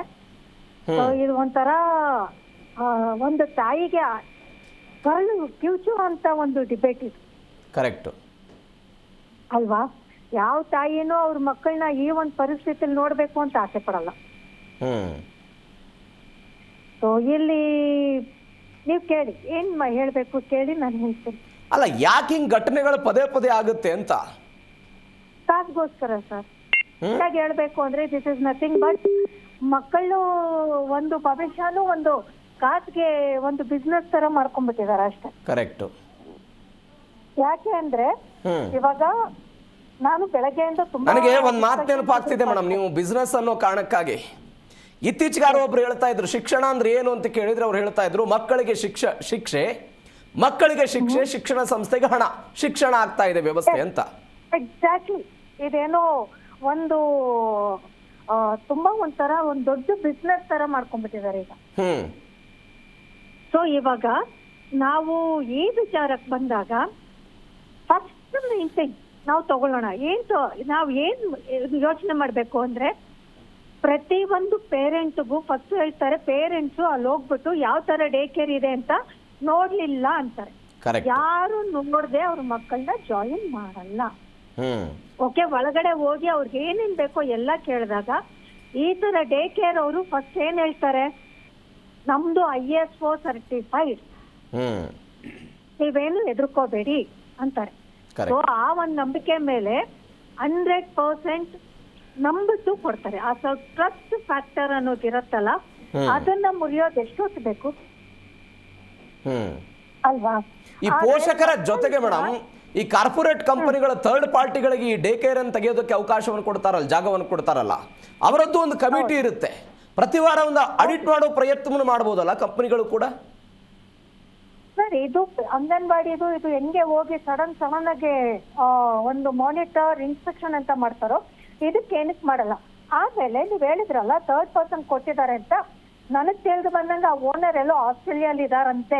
I might be wrong. ಇವಾಗ ಕೇಸ್ ಆಗಿರೋದು ಬರೀ ವರ್ಕರ್ಸ್ ಮೇಲೆ, ಓನರ್ ಮೇಲೆ ಏನ್ ಹಾಕಿಲ್ಲ. Why is not owner involved in the case? ಅವ್ರನ್ನ ಯಾಕೆ ಹೇಳಿತಾ ಇಲ್ಲ? ಅವರದ್ದು ತಪ್ಪಿದೆ ಅಂತ. ವಾಷಿಂಗ್ ಮಿಷನ್ ಒಳಗೆ ಹಾಕೋದಕ್ಕೆ ಮಕ್ಕಳ ಲಾಂಡ್ರಿನ ಮಕ್ಕಳು ಯಾವಾಗ ನೋಡಿದ್ರು ಆ ವಾಷಿಂಗ್ ಮಿಷನ್ ಅಥವಾ ಫ್ರಿಡ್ಜ್ ಈ ತರ ಯಾವಾಗ ನೋಡಿದ್ರು ಅವ್ರಿಗೊಂದು ಫೋಬಿಯಾ ಬಂದ್ಬಿಡುತ್ತೆ. ಎಸ್ ಮೇಡಮ್, ಹಾರ್ವರ್ಡ್ ಸೆಂಟರ್ ಇಂದಾನು ಪ್ರೂವ್ ಆಗಿದೆ. ಲೈಕ್ ಅವ್ರು ಬಂದು ಹೇಳ್ತಾರೆ, ಫಸ್ಟ್ 5 years ಒಳಗೆ ಮಕ್ಕಳ ಬ್ರೈನು 90% ಬೆಳವಣಿಗೆ ಆಗುತ್ತೆ ಅಂತ. ಸೊ ಅವ್ರು ಆ ಟೈಮಲ್ಲಿ ಏನ್ ಅನ್ಭವಿಸ್ತಾರೋ, ಈ ಚೈಲ್ಡ್ಹುಡ್ ಎಕ್ಸ್ಪೋಜರ್ ಏನಾಗುತ್ತೆ, ಅದು ಡಿಪ್ರೆಷನ್ ಒಳಗಾಗ್ಬೋದು, ಇನ್ನೇನೋ ಅವರು ಒಂದು ಬೆಳವಣಿಗೆ ಅದು ಅಡ್ಡ ಆಗ್ಬೋದು. ಅದು ಯಾಕೆ ಜವಾಬ್ದಾರಿ ತಗೊಳ್ತಾರೆ? ಇವಾಗ ನಮ್ದು ಯಾವ್ದೋ ಒಂದು ಪಾರ್ಸಲ್ಲು ಬೇಕಾದ್ರೆ HSR ಟು ಜಿಗ್ನಿವರೆಗೂ ಮ್ಯಾಪ್ ಅಲ್ಲಿ ಟ್ರ್ಯಾಕ್ ಮಾಡ್ತಾರೆ. ಸೊ ಆ ತರ ಮಕ್ಕಳದು ವಯಾ ಒಂದು ಆಪ್ ನಲ್ಲಿ ಅವ್ರದ್ದು ಯಾಕೆ ಟ್ರ್ಯಾಕ್ ಮಾಡೋ ಫೆಸಿಲಿಟಿ ಕೊಡ್ಲಿಲ್ಲ? Correct. Thank you so much madam, Zee Kannada ಜೊತೆ ಮಾತನಾಡಿದ್ದಕ್ಕೆ ಥ್ಯಾಂಕ್ ಯು ಸೋ ಮಚ್. ಶಶರ್ ಕೋಸಮ್ ಅವ್ರನ್ನ ಅವ್ರು ಕೇಳಿರುವಂಥ ಪಾಯಿಂಟನ್ನು ನಿಮಗೆ ಕೇಳ್ತೀನಿ.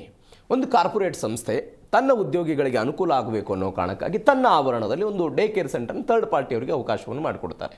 ಅದರ ಮೇಲ್ವಿಚಾರಣೆ ಕೂಡ ಅವರು ಮಾಡಬೇಕಲ್ವಾ? ಬೆಂಗಳೂರಿನಲ್ಲಿ 5174 ಡೇ ಕೇರ್ ಸೆಂಟರ್ಗಳಿವೆ ಅಂತ ಹೇಳ್ತಾರೆ. 5174. ಇದರಲ್ಲಿ 50%ಕ್ಕಿಂತಲೂ ಅಧಿಕ ಡೇ ಕೇರ್ ಸೆಂಟರ್ಗಳು ನೋಂದಣಿ ಆಗಿಲ್ಲ ಅನ್ನೋ ಮಾಹಿತಿ ಇದೆ. ಈ ಕಾರ್ಪೊರೇಟ್ ಸೆಕ್ಟರ್ನಲ್ಲಿ ವ್ಯವಸ್ಥೆ ಮಾಡ್ತಕ್ಕಂಥದ್ದು ಬಹಳ ಒಂದು ಸ್ವಾಗತಾರ್ಹ.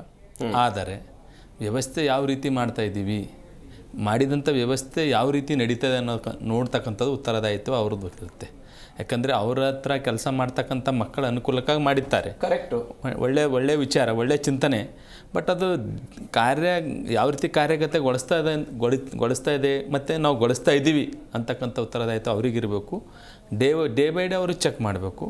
ಆಮೇಲೆ ಪ್ರತಿಯೊಂದು ಸಹಿತ ಯಾವ ರೀತಿ ಡೇ ಕೇರ್ನಲ್ಲಿ ಕೆಲಸ ಮಾಡ್ತಕ್ಕಂಥ ಸಿಬ್ಬಂದಿಗಳು ಯಾವ ರೀತಿ ಇರಬೇಕು, ಯಾವ ರೀತಿ ಶಿಕ್ಷಣ ಪಡೆದಿರಬೇಕು, ಅಲ್ಲಿ ಕೆಲಸ ಮಾಡ್ತಕ್ಕಂಥವರಿಗೆ ಒಂದು ಪಾಲನಾ ಸಂಸ್ಥೆಗಳು, ಮಕ್ಕಳು ಎಲ್ಲಿರ್ತಾರೆ ಆ ಸ್ಥಳದಲ್ಲಿ ಪ್ರತಿಯೊಬ್ಬರು ಕೆಲಸ ಮಾಡ್ತಕ್ಕಂಥವರಿಗೆ ಮಕ್ಕಳ ರಕ್ಷಣೆ ನೀತಿ 2016 ಅದರ ಪ್ರಕಾರ ಪ್ರತಿಯೊಬ್ಬರು ಸಹಿತ ಕೆಲಸ ಮಾಡ್ತಕ್ಕಂಥವರ ಹಿನ್ನೆಲೆಯನ್ನು ಪ್ರತಿಯೊಂದು ಸಂಬಂಧಪಟ್ಟಂಥ ಆಯಾ ಪೊಲೀಸ್ ಠಾಣೆಯ ವ್ಯಾಪ್ತಿಯಿಂದ ಅವರಿಂದ ಮಾಹಿತಿ ತರಿಸ್ಕೊಳ್ಬೇಕಾಗುತ್ತೆ. ಅದು 2016ರಿಂದ 10 ವರ್ಷ ಆಯಿತು ನಮ್ಮ ರಾಜ್ಯದಲ್ಲಿ. ಎಲ್ಲೇ ಇರಲಿ, ಯಾವುದೇ ಶಾಲೆ ಇರಲಿ, ಕಾಲೇಜ್ ಇರಲಿ, ಡೇ ಕೇರ್ ಸೆಂಟರ್ ಇರಲಿ, ಮಕ್ಕಳು ಎಲ್ಲಿರ್ತಾರೋ ಅಲ್ಲಿ ಮಕ್ಕಳ ರಕ್ಷಣೆ ನೀತಿ 2016 ಅನುಷ್ಠಾನಗೊಂಡಿರಬೇಕು. ಅಂದರೆ ಅವರ ಮಾನಸಿಕ ಸ್ಥಿತಿ ಹೇಗಿದೆ, ಅವರ ಹಿನ್ನೆಲೆ ಏನು, ಅಂಥವರು ಯೋಗ್ಯವಾಗಿ ಮಕ್ಕಳಿಗೆ ರಕ್ಷಣೆ ಮಾಡಲಿಕ್ಕೆ, ಮಕ್ಕಳ ವ್ಯವಸ್ಥೆಯಲ್ಲಿ ಸೇವೆ ಮಾಡಲಿಕ್ಕೆ ಅರ್ಹರಿದ್ದವರಿಗೆ ಮಾತ್ರ ಅವಕಾಶ ಕೊಡಬೇಕು ಅನ್ನೋದು ಭಾಳ ಸ್ಪಷ್ಟ ಇದೆ. ಮತ್ತು ಮಕ್ಕಳ ಸುರಕ್ಷತಾ ದೃಷ್ಟಿಯಿಂದ ಮಕ್ಕಳ ರಕ್ಷಣಾ ನೀತಿ ಎಲ್ಲ ಮಕ್ಕಳಿರ್ತಕ್ಕಂಥ ಪಾಲನಾ ಸಂಸ್ಥೆಗಳು ಕಡ್ಡಾಯಗೊಳಿಸಬೇಕು ಅನ್ನೋದು ಸಹಿತ ಸರ್ಕಾರ ಮತ್ತು ಆಯೋಗ ಮತ್ತು ಎಲ್ಲರದ್ದು ಅದೊಂದು ಮೇಲುಸ್ತುವಾರಿ ಮಾಡ್ತಕ್ಕಂಥದ್ದು ಇದೆ. ಹೀಗಾಗಿ ನಮ್ಮ ರಾಜ್ಯದಲ್ಲಿ ಅಥವಾ ಬೆಂಗಳೂರು ನಗರ ಒಂದೇ ನಾವು ತೆಗೆದುಕೊಂಡಾಗ 5,000 ಡೇ ಕೇರ್ ಸೆಂಟರ್ ಇರ್ತಕ್ಕಂಥದ್ದು ಭಾಳ ದೊಡ್ಡ ಸಂಖ್ಯೆ ಇದೆ. ಕೇವಲ ಅಧಿಕೃತವಾಗಿ ಅಂಕಿ ಸಂಖ್ಯೆ ಹೇಳ್ತಾ ಇದ್ದೀನಿ, ಆದರೆ ಅಧಿಕೃತವಾಗಿ ಕಣ್ಣಿಗೆ ಕಾಣದಂತೆ ಇರುವಂತಹ ಡೇ ಕೇರ್ ಸೆಂಟರ್ಗಳ ಸಂಖ್ಯೆ ಅದಕ್ಕೆ ನಾನು ಇವತ್ತು ಮಾನ್ಯ ಮುಖ್ಯಮಂತ್ರಿಗಳು ಈಗಾಗಲೇ ಪತ್ರ ಬರೆದಿದ್ದೀನಿ. ಪತ್ರ ಬರೆದು ನಂದು ಉದ್ದೇಶ ಇಷ್ಟೇ, ನಮ್ಮ ಬೆಂಗಳೂರು ಒಂದರಲ್ಲೇ ಆದರೂ ಕನಿಷ್ಠ ಸದ್ಯಕ್ಕೆ ತಾವು ವಿಶೇಷ ಒಂದು ತಂಡ ರಚನೆ ಮಾಡಬೇಕು. ಕರೆಕ್ಟ್. ಇದು ಒಂದು ಕೇಸ್ ಸ್ಟಡಿಯಾಗಿ ಇಟ್ಕೊಂಡು ಇಂಥ ಘಟನೆ ಮತ್ತೆ ನಮ್ಮ ರಾಜ್ಯದಲ್ಲಿ ಎಲ್ಲೂ ಸಹಿತ ಯಾವ ಮೂಲೆಯಲ್ಲೂ ಸಹಿತ ಮರುಕಳಿಸಬಾರ್ದು. ಆ ರೀತಿ ಅನೇಕ ಜನರದ್ದು ಒಂದು ಬೇಡಿಕೆ ಇದೆ ಸರ್, ಈ CCTV ದೃಶ್ಯಾವಳಿಗಳನ್ನು ಅಳವಡಿಕೆ ಮಾಡ್ತಾರಲ್ಲ, ಅದರ ಲೈವ್ ಸ್ಟ್ರೀಮಿಂಗ್ ಅನ್ನು ಕೂಡ ಪೇರೆಂಟ್ಸಿಗೆ ಕೊಡಬೇಕು ಅನ್ನುವಂಥ ಆಗ್ರಹ ದೊಡ್ಡ ಮಟ್ಟದಲ್ಲಿ ಇದೆ. ಅದು ಎಕ್ಸೆಸ್. ಕೆಲವೊಂದಿಷ್ಟು ಶಾಲೆಗಳಲ್ಲಿ ಏನಿದೆ ಅಂತ ಹೇಳಿದ್ರೆ ಈ ಬಸ್ಗಳು ಬರುತ್ತಲ್ಲ, ಸ್ಕೂಲ್ ಬಸ್ಗಳು ಬರುತ್ತಲ್ಲ, ಅದರ ಲೈವ್ ಟ್ರ್ಯಾಕಿಂಗ್ ನೋಡುವಂತ ವ್ಯವಸ್ಥೆಗಳಿದೆ. ಎಲ್ಲಿ ಬಸ್ ಬರ್ತಾ ಇದೆ, ಮೂವ್ ಆಗ್ತಾ ಇದೆಯೋ, CCTV ಕೂಡ ಎಲ್ಲವೂ ಕೂಡ ಕೆಲವೊಂದಿಷ್ಟು ಶಾಲೆಗಳಲ್ಲಿದೆ. ಅಂತ ವ್ಯವಸ್ಥೆ ಡೇ ಕೇರ್ ಸೆಂಟರ್ಗಳಿಗೂ ಕೂಡ ಮಾಡಬಹುದು. ಮಕ್ಕಳ ಸುರಕ್ಷತಾ ನೀತಿಯಲ್ಲಿ CCTV ಇನ್ಸ್ಟಾಲೇಷನ್ ಮಾಡ್ಬೇಕು ಅನ್ನೋದ್ರ ಬಗ್ಗೆ ಸ್ಪಷ್ಟವಾಗಿ ಹೇಳಿದೆ. ಮತ್ತು ಅದು ಮಕ್ಕಳ ಸುರಕ್ಷತಾ ದೃಷ್ಟಿಯಿಂದ ಮತ್ತು ಎಲ್ಲರ ಸುರಕ್ಷತಾ ದೃಷ್ಟಿಯಿಂದ ಅದು ಒಳ್ಳೆಯದು.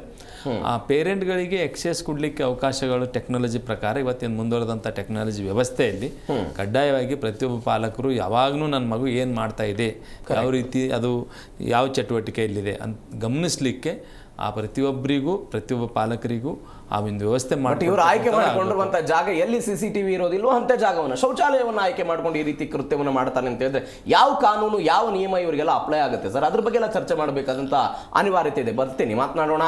ಈ ಡೇ ಕೇರ್ ಸೆಂಟರ್ನಲ್ಲಿ ಆಗಿರುವಂತಹ ಅವಾಂತರದ ಬಗ್ಗೆ ಚರ್ಚೆ ಮಾಡ್ತಾ ಇದ್ವಿ. ಪದ್ಮಪ್ರಕಾಶ್ ಅವರೇ, ಈಗ ನೀವು ಅವಾಗಲೇ ಹೇಳ್ತಾ ಇದ್ರಿ ಜೀವನ ಶೈಲಿ ಬದಲಾಗಿದೆ. ತಂದೆ ಮತ್ತು ತಾಯಿಗೆ ಮಕ್ಕಳು ನಮ್ಮ ಮನೆಯಿಂದ ಆಚೆ ಇದ್ದರೆ, ನಾವು ಉದ್ಯೋಗಕ್ಕೆ ಹೋದಂಥ ಸಮಯದಲ್ಲಿ ಮನೆಯಿಂದ ಆಚೆ ಇದ್ದರೆ ಸಾಕು ಅಂತ. ಬಟ್ ಇದಕ್ಕೊಂದು ಪರಿಹಾರ ಅಂತ ಹೇಳಿದರೆ ಅನೇಕ ತಜ್ಞರು ಹೇಳ್ತಾರೆ, ಮಕ್ಕಳ ಜೊತೆಗೆ ಒಂದು ಆಪ್ತ ಸಮಾಲೋಚನೆ ಮಾತುಕತೆಗಳಾಗಬೇಕು. ಡೇ ಕೇರ್ ಸೆಂಟರ್ನ ವಾತಾವರಣ ಹೆಂಗಿದೆ, ಅಲ್ಲಿರುವಂಥ ವ್ಯವಸ್ಥೆಗಳು ಹೆಂಗಿದೆ ಅನ್ನುವಂಥದ್ದು ಒಂದು ಆಗಬೇಕು ಅಂತ. ಎರಡನೆಯದ್ದು, ಮಗುವಿನ ದೇಹವನ್ನು ಮೇಲಿಂದ ಮೇಲೆ ತಪಾಸಣೆ ಮಾಡ್ತಿರಬೇಕು ಅಂತ. ಏನಾದರೂ ಗಾಯ ಆಗಿದೆಯಾ, ಏನಾದರೂ ಏಟಾಗಿದೆಯಾ, ಏನಾದರೂ ಸಮಸ್ಯೆಗಳಾಗ್ತಾ ಇದೆ ಅಂತ. ಇದನ್ನು ಪೋಷಕರು ಮಾಡ್ತಾ ಇಲ್ಲ ಅನ್ನುವಂಥ ಗಂಭೀರ ಆರೋಪ ಇದೆ. ಈಗ ತಂದೆ ತಾಯಿಗಳು ವರ್ಕ್ ಫ್ರಮ್ ಹೋಮ್ ಆಗಲಿ ಅಥವಾ IT-BT ಪರ್ಟಿಕ್ಯುಲರ್ ಹೇಳ್ತಿರೋದು ಇಲ್ಲ, ಯಾರೇ ಆಗಲಿ ಒಂದು 8 hours ವರ್ಕ್ ಮಾಡಿದ್ರೆ ರಿಮೈನಿಂಗ್ ಟ್ರಾವೆಲಿಂಗ್ ಟೈಮು ಎಲ್ಲ ಸೇರಿ 12-13 hours ಅವರು ಹೊರಗಡೆನೇ ಸ್ಪೆಂಡ್ ಮಾಡಿಬಿಟ್ಟಿರ್ತಾರೆ. ಸೊ ಮನೆಗೆ ಬಂದಮೇಲೆ 1 ಅಥವಾ 2 ಮಕ್ಕಳಿದ್ರೂ ಅವ್ರ ತಂದೆ ತಾಯಿಗಳ ಕರ್ತವ್ಯ ಇದು. ನಾನು ಹೇಳ್ತೀನಿ, ಎಷ್ಟೊಂದು ಸಂದರ್ಭಗಳಲ್ಲಿ ಹೇಳ್ತಿರ್ತೀನಿ, ತಂದೆ ತಾಯಿ ಯಾರೇ ಆಗಲಿ, ನೀವು ಎಷ್ಟು ಬ್ಯುಸಿ ಆಗಿರಲಿ, ನೀವು ಏನಾದರೂ ಆಗಿರಲಿ, ಮಿನಿಮಮ್ ನೀವು 30 minutes ನಿಮ್ಮ ಮಕ್ಕಳ ಜೊತೆ ಮಾತಾಡಲೇಬೇಕು ಎವ್ರಿ ಡೇ. ಇಲ್ಲ, ನಾನು ಬೆಳಗ್ಗೆ ಹೋದಾಗ ಮಗು ಮಲ್ಕೊಂಡಿರುತ್ತೆ, ನಾನು ರಾತ್ರಿ ವಾಪಸ್ ಬರೋಷ್ಟೊತ್ತಿಗೆ ಮಗು ಮಲ್ಕೊಂಡ್ಬಿಟ್ಟಿರುತ್ತೆ, ನಾನು ಆಫೀಸಿಂದ ಬರೋದೇ ಲೇಟು. ಇದರಲ್ಲಿ ತಂದೆ ಅಥವಾ ತಾಯಿ ಯಾರಾದರೂ ಒಬ್ಬರು ಮಕ್ಕಳ ಜೊತೆ ಖಂಡಿತವಾಗೂ ಮಾತಾಡಬೇಕು. Make it A policy, make it A rule. ಅಂದರೆ ಮಕ್ಕಳ ಮನಸ್ಸಲ್ಲಿ ಏನಿದೆ ಹೊರಗಡೆ ಬರಬೇಕು, ಅವರಿಗೆ ಒಂದು ಕಂಫರ್ಟ್ ಫೀಲ್ ಆಗಬೇಕು ಮೊದಲಿಂದಾನು. ಅಂದರೆ ತಂದೆ ತಾಯಿ ಹತ್ರ ನನ್ನೆಲ್ಲ ವಿಷಯ ಹೇಳ್ಕೊಬಲ್ಲೆ, ನನಗೇನು ತೊಂದರೆ ಇದ್ದರು, ಏನು ತೊಂದರೆ ಆಗಲಿ ಬಿಡಿ ಅವ್ರಿಗೆ. ಯಾಕಂದರೆ ಇತ್ತೀಚೆಗೆ ನಾವು ನೋಡ್ತಿರ್ತೀವಿ, ಎಷ್ಟೊಂದು ಮೊಬೈಲ್ ಕೊಡಿಸಿಲ್ಲ ಅಂದರೆ ಆತ್ಮಹತ್ಯೆ, ಫೇಲ್ ಆಗಿದ್ದೀನಿ ಆತ್ಮಹತ್ಯೆ, ಫ್ರೆಂಡ್ ಜೊತೆ ಸೇರಬೇಡ ಆತ್ಮಹತ್ಯೆ, ಈ ಥರ ವಿಷಯಗಳೆಲ್ಲ ಬರ್ತಿರ್ಬೇಕಾದ್ರೆ ಮೊದಲಿಂದ ಅದೊಂದು ಹ್ಯಾಬಿಟ್ ಮಾಡ್ಕೊಂಬಿಡಿ ತಂದೆ ತಾಯಿಗಳು. ಮಕ್ಕಳ ಜೊತೆ ನೀವು ಒಂದು 10-15 ನಿಮಿಷ, ಅರ್ಧ ಗಂಟೆ ಮಾತಾಡಿದ್ರೆ ಒಳ್ಳೆಯದೇ. ಅದು ಯಾವುದಾದ್ರೂ ವಿಷಯ ಆಗಿರಲಿ, ಅವ್ರ ಶಾಲೆ ವಿಷಯ ಆಗಿರ್ಬೋದು, ಬರೀ ಪುಸ್ತಕ ಓದಿರೋದು ಬಿಟ್ಟು ಬೇರೆ ವಿಷಯಗಳು ಮಾತಾಡಬೇಕು. ಅದೇ ರೀತಿ ನೀವು ಹೇಳಿದಾಗೆ ಮಕ್ಕಳು ಮನೆಗೆ ಬಂದಾಗ, ಚಿಕ್ಕ ಮಕ್ಕಳು ಎಸ್ಪೆಷಲಿ ಲೆಸ್ ದ್ಯಾನ್ 5 years, ದೈಹಿಕವಾಗಿ ನೀವು ಅವ್ರು ನೋಡಲೇಬೇಕಾಗತ್ತೆ. ಯಾಕಂದರೆ ಸಣ್ಣ ಇಂಜುರೀಸು, ಮಸಲ್ ಇಂಜುರೀಸು, ಬೋನ್ ಇಂಜುರೀಸು ಎಲ್ಲ ಗೊತ್ತಾಗಲ್ಲ. ಎರಡನೇದಾಗಿ ಮಾನಸಿಕವಾಗಿ ದೈಹಿಕವಾಗಿ ಅವರಿಗೆ ನಿಮಗೆ ಹತ್ತಿರ ಆದಷ್ಟು ನಿಮಗೆ ಗೊತ್ತಾಗುತ್ತೆ ಏನು ನಡೆದಿರಬಹುದು ಶಾಲೆಗಳಲ್ಲಿ, ಅಥವಾ ಎಲ್ಲೋ ಹೋಗಿ ಬಂದಾದ್ಮೇಲೆ ಏನು ನಡೆದಿರ್ಬೋದು ಅಂತ ಅವ್ರು ನಿಮ್ಗೆ ಹೇಳ್ತಾರೆ ಒಂದು. ಸೊ ಅದರಿಂದ ಅವ್ರಿಗೆ ತೊಂದರೆಗಳಾಗುತ್ತೆ. ಮತ್ತು ಇದು ಇತ್ತೀಚೆಗೆ ಸ್ಕೂಲುಗಳೆಲ್ಲ ಗೊತ್ತು, ಗುಡ್ ಟಚ್ ಬ್ಯಾಡ್ ಟಚ್ ಅಂತ ಹೇಳ್ಕೊಟ್ಟಿರ್ತಾರೆ. ಅದು ಶಾಲೆಗಳಲ್ಲೂ ಹೇಳ್ಕೊಡ್ತಾರೆ, ಮಕ್ಕಳಿಗೆ ಮನೆಯಲ್ಲಿ ತಂದೆ ತಾಯಿಗಳು ಹೇಳ್ಕೊಡ್ತಾರೆ. ಇದರಿಂದ ಇಬ್ಬರು ತಂದೆ ತಾಯಿ ಮಕ್ಕಳು ಅದು ಒಳ್ಳೆಯಾಗಿ ಸಮಾಜದಲ್ಲಿ ಬೆಳವಣಿಗೆ ಹಾಕಿ ಉತ್ತಮ ತಳಹದಿ ಅಂತ. ಅದರಿಂದ ಎಷ್ಟೊಂದು ವಿಷಯಗಳು ನಮ್ಗೆ ಗೊತ್ತಾಗುತ್ತೆ.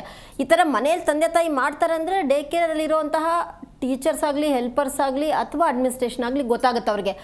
ನಾವು ಮನೆಗೆ ಕಳಿಸಿದ ಮೇಲೆ ತಂದೆ ತಾಯಿಗಳು ಜವಾಬ್ದಾರಿಯಾಗಿ ನಾಳೆ ಹೆಚ್ಚು ಕಮ್ಮಿ ಆದರೆ ನಮ್ಮನ್ನು ಪ್ರಶ್ನೆ ಮಾಡ್ತಾರೆ ಅನ್ನೋ ಹೆದರಿಕೆ ಅವ್ರಿಗೆ ಬರುತ್ತೆ. ಇಲ್ಲ ದಿನ ಹೋಗೋದು ಬರೋದು, ಇದೊಂದು ಡೈಲಿ ರುಟೀನ್ ಲೈಫ್ ಆಗಿಬಿಟ್ರೆ ಆ ಪೇರೆಂಟ್ಸು ಬರ್ತಾರೆ ಬಿಡ್ತಾರೆ ಹೋಗ್ತಾರೆ ಅಷ್ಟೇ, ನಮ್ಮನ್ನು ಕೇಳೋದಿಲ್ಲ. ಇಂಟ್ರಾಕ್ಷನ್ ಇರಬೇಕು.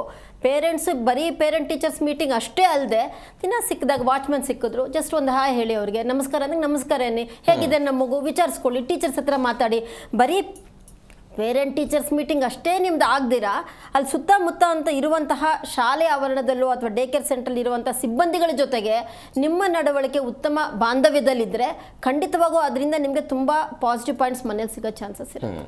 ಈ ಡೇ ಕೇರ್ ಸೆಂಟರ್ಗಳು ಮತ್ತು ಎಲ್ಲ ಶಾಲೆಗಳು ಅಥವಾ ಪ್ರೀ ಸ್ಕೂಲು ಒಂದು ಈ ಪೇರೆಂಟ್ಸ್ ಕಮಿಟಿ ಒಂದು ಮಾಡ್ಕೊಳ್ಬೇಕು, ಆ ಪೇರೆಂಟ್ಸ್ ಕಮಿಟಿ ಮುಖಾಂತರ ಸಂವಹನ ನಡಿಬೇಕು ಅಂತ ಅನೇಕ ಕಡೆಗಳಲ್ಲಿ ಈ ವ್ಯವಸ್ಥೆನೇ ಇಲ್ದಂತ ಆಗ್ಬಿಟ್ಟಿದೆ ಮೇಡಮ್ ಇವತ್ತು. ಖಂಡಿತ ಅದು ಆಕ್ಚುಲಿ ಗೌರ್ಮೆಂಟ್ ಸ್ಕೂಲ್ಸಲ್ಲಿ ಜಾಸ್ತಿ ಆಗಿದೆ. ಪೇರೆಂಟ್ ಟೀಚರ್ಸ್ ಮೀಟಿಂಗ್ ಜೊತೆಗೆ ಅಂದರೆ ಒಂದು ಟೀಮ್ ಇರುತ್ತೆ ಅಲ್ಲಿ, ಅದರಲ್ಲಿ ಅಧ್ಯಕ್ಷರು ಮತ್ತು ಮೆಂಬರ್ಸ್ ಇರ್ತಾರೆ, ಅದ್ರ ಜೊತೆಗೆ ಟೀಚರ್ಸ್ ಇರ್ತಾರೆ. ಅಂದರೆ ಪೇರೆಂಟ್ಸೇ ಕಮ್ಯುನಿಕೇಷನ್ ಮಾಡೋದು. ಅಂದರೆ ಮಕ್ಕಳಿಗೆ ಬೇರೆ ಏನಾದರೂ ಸಮಸ್ಯೆಗಳಿದೆಯಾ, ಆರೋಗ್ಯ ಸಮಸ್ಯೆಗಳ ಅಲ್ಲದೆ ಕಲಿಕೆಯಲ್ಲಿ ಏನಾದರೂ ಹಿಂದೆ ಇದ್ದಾರಾ ಅವರು, ಅಥವಾ ಬೇರೆ ಏನಾದರೂ ಅವರಿಗೆ ಆರ್ಥಿಕವಾಗಿ ಸಹಾಯ ಮಾಡಬೇಕಾ, ಇದು ಎಲ್ಲ ವಿಷಯಗಳು ಅಲ್ಲಿ ಡಿಸ್ಕಸ್ ಆಗುತ್ತೆ. ಅದು ಸೊ ಆ ಥರ ಮಾಡ್ಕೊಳ್ಳೋದ್ರಿಂದ ಅದು ಮಕ್ಕಳ ಬೆಳವಣಿಗೆ ಒಳ್ಳೆಯದು ಅಂತ ಹೇಳ್ತೀನಿ. ಮತ್ತು ಇನ್ನೊಂದು ವಿಷಯ ಹೇಳಬೇಕು, ಶಿಕ್ಷಣ ಸಂಸ್ಥೆಗಳು ಈಗ ನೀವು ಅದು ಬರೀ ಹಣ ಮಾಡೋ ಇದು ಕೇಂದ್ರಗಳಾಗಿದೆ ಅಂತ ಹೇಳಲಿಕ್ಕೆ ನಾನೊಂದು ಮಕ್ಕಳ ತಜ್ಞಾಗಿ ಏನು ಹೇಳ್ತೀನಿ, ನೀವು ಎಷ್ಟು ಓದು ಅಂತ ಮಕ್ಕಳಿಗೆ ಓದಿಸ್ತೀರೋ ಖಂಡಿತವಾಗಿ ನಿಮ್ಮ ಮಗು 45 ನಿಮಿಷದಿಂದ 1 ಗಂಟೆ ಫಿಸಿಕಲಿ ಆಟ ಆಡಲೇಬೇಕು. ನೀವು ಎಲ್ಲಿ ಸ್ಕೂಲಲ್ಲಿ ಆಟ ಆಡ್ತಿರೋ ಮನೇಲಿ ಆಟ ಆಡಿಸ್ತಿರೋ ಗೊತ್ತಿಲ್ಲ ನಮಗೆ, ಒಟ್ಟಿನಲ್ಲಿ physically well child is mentally healthy ಅಂತ. ಈಗೇನು ಮಾಡ್ತಾರೆ, ದೊಡ್ಡ ದೊಡ್ಡ ಬಿಲ್ಡಿಂಗ್ ಇರುತ್ತೆ, ಒಂದು 10,000-20,000 ಸ್ಟೂಡೆಂಟ್ಸ್ ಇರ್ತಾರೆ, ಎಲ್ಲಾನು ಆಟ ಆಡಕ್ಕೆ ಬಿಡೋಕ್ಕಾಗಲ್ಲ ಅಂತಾರೆ, ಪ್ಲೇ ಗ್ರೌಂಡ್ ತುಂಬ ಚಿಕ್ಕದಿದೆ ಅಂತಾರೆ. ಮತ್ತೆ ಒಂದು ಸ್ಕೂಲ್ ಅಂತ ಹೇಳಿದ್ರೆ ಇತ್ತೀಚೆಗೆ ಬರೀ ಒಂದು ಬಿಲ್ಡಿಂಗ್ ಇರುತ್ತೆ ಅಷ್ಟೇ, ಅದು ಸ್ಕೂಲ್ ಅನ್ಸ್ಕೊಳ್ಳೋಕ್ಕೆ ಲಾಯಕ್ಕಿಲ್ಲ ಅನ್ಸುತ್ತೆ. ಅವ್ರಿಗೆ ಆಟದ ಬಗ್ಗೆ ಒಂದು ಕಲ್ಪನೆನೇ ಇಲ್ಲ ಅವ್ರಿಗೆ. ಫಿಸಿಕಲ್ ಆಕ್ಟಿವಿಟಿ ಅಂದ್ರೆ ಏನು? ಯಾಕಂದ್ರೆ ಆಟ ಆಡೋ ಮಕ್ಕಳಲ್ಲಿ ಏನಾಗುತ್ತೆ, ಸೋಲು ಗೆಲುವಿರುತ್ತೆ. ಸೋತಾಗ ನೆಕ್ಸ್ಟ್ ಗೆಲ್ಬೇಕು ಅನ್ನೋ ಅವ್ರಿಗೆ ಒಂದು ಮನಸ್ಥಿತಿ ಬರುತ್ತೆ.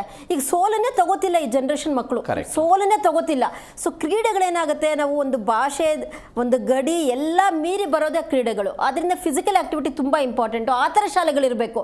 ಅದು ಬಿಟ್ಟು ಬರೀ ದುಡ್ಡು ಮಾಡೋ ಶಿಕ್ಷಣ ಕೇಂದ್ರಗಳು ಆಗಬಾರ್ದು ಅಂತ ನನ್ನ ಭಾವನೆ. ಎಸ್ ಮೇಡಮ್, ನೀವು ಅವಾಗಲೇ ಪೋಕ್ಸೋ ಬಗ್ಗೆ ಉಲ್ಲೇಖ ಮಾಡ್ತಾ ಇದ್ರಿ. ಬೆಂಗಳೂರಿನ 2 ಘಟನೆಯನ್ನು ನಾನು ವರದಿಯನ್ನು ಉಲ್ಲೇಖ ಮಾಡ್ತೀನಿ. 2017ರಲ್ಲಿ ಮಾರತ್ತಹಳ್ಳಿಯ ಒಂದು ಹೆಸರಾಂತ ಪ್ರೀ ಸ್ಕೂಲ್ ಅದು ಮತ್ತು ಡೇ ಕೇರ್ ಕೇಂದ್ರ. 3 ವರ್ಷದ ಹೆಣ್ಣು ಮಗು ಆ ಡೇ ಕೇರ್ನಲ್ಲಿತ್ತು.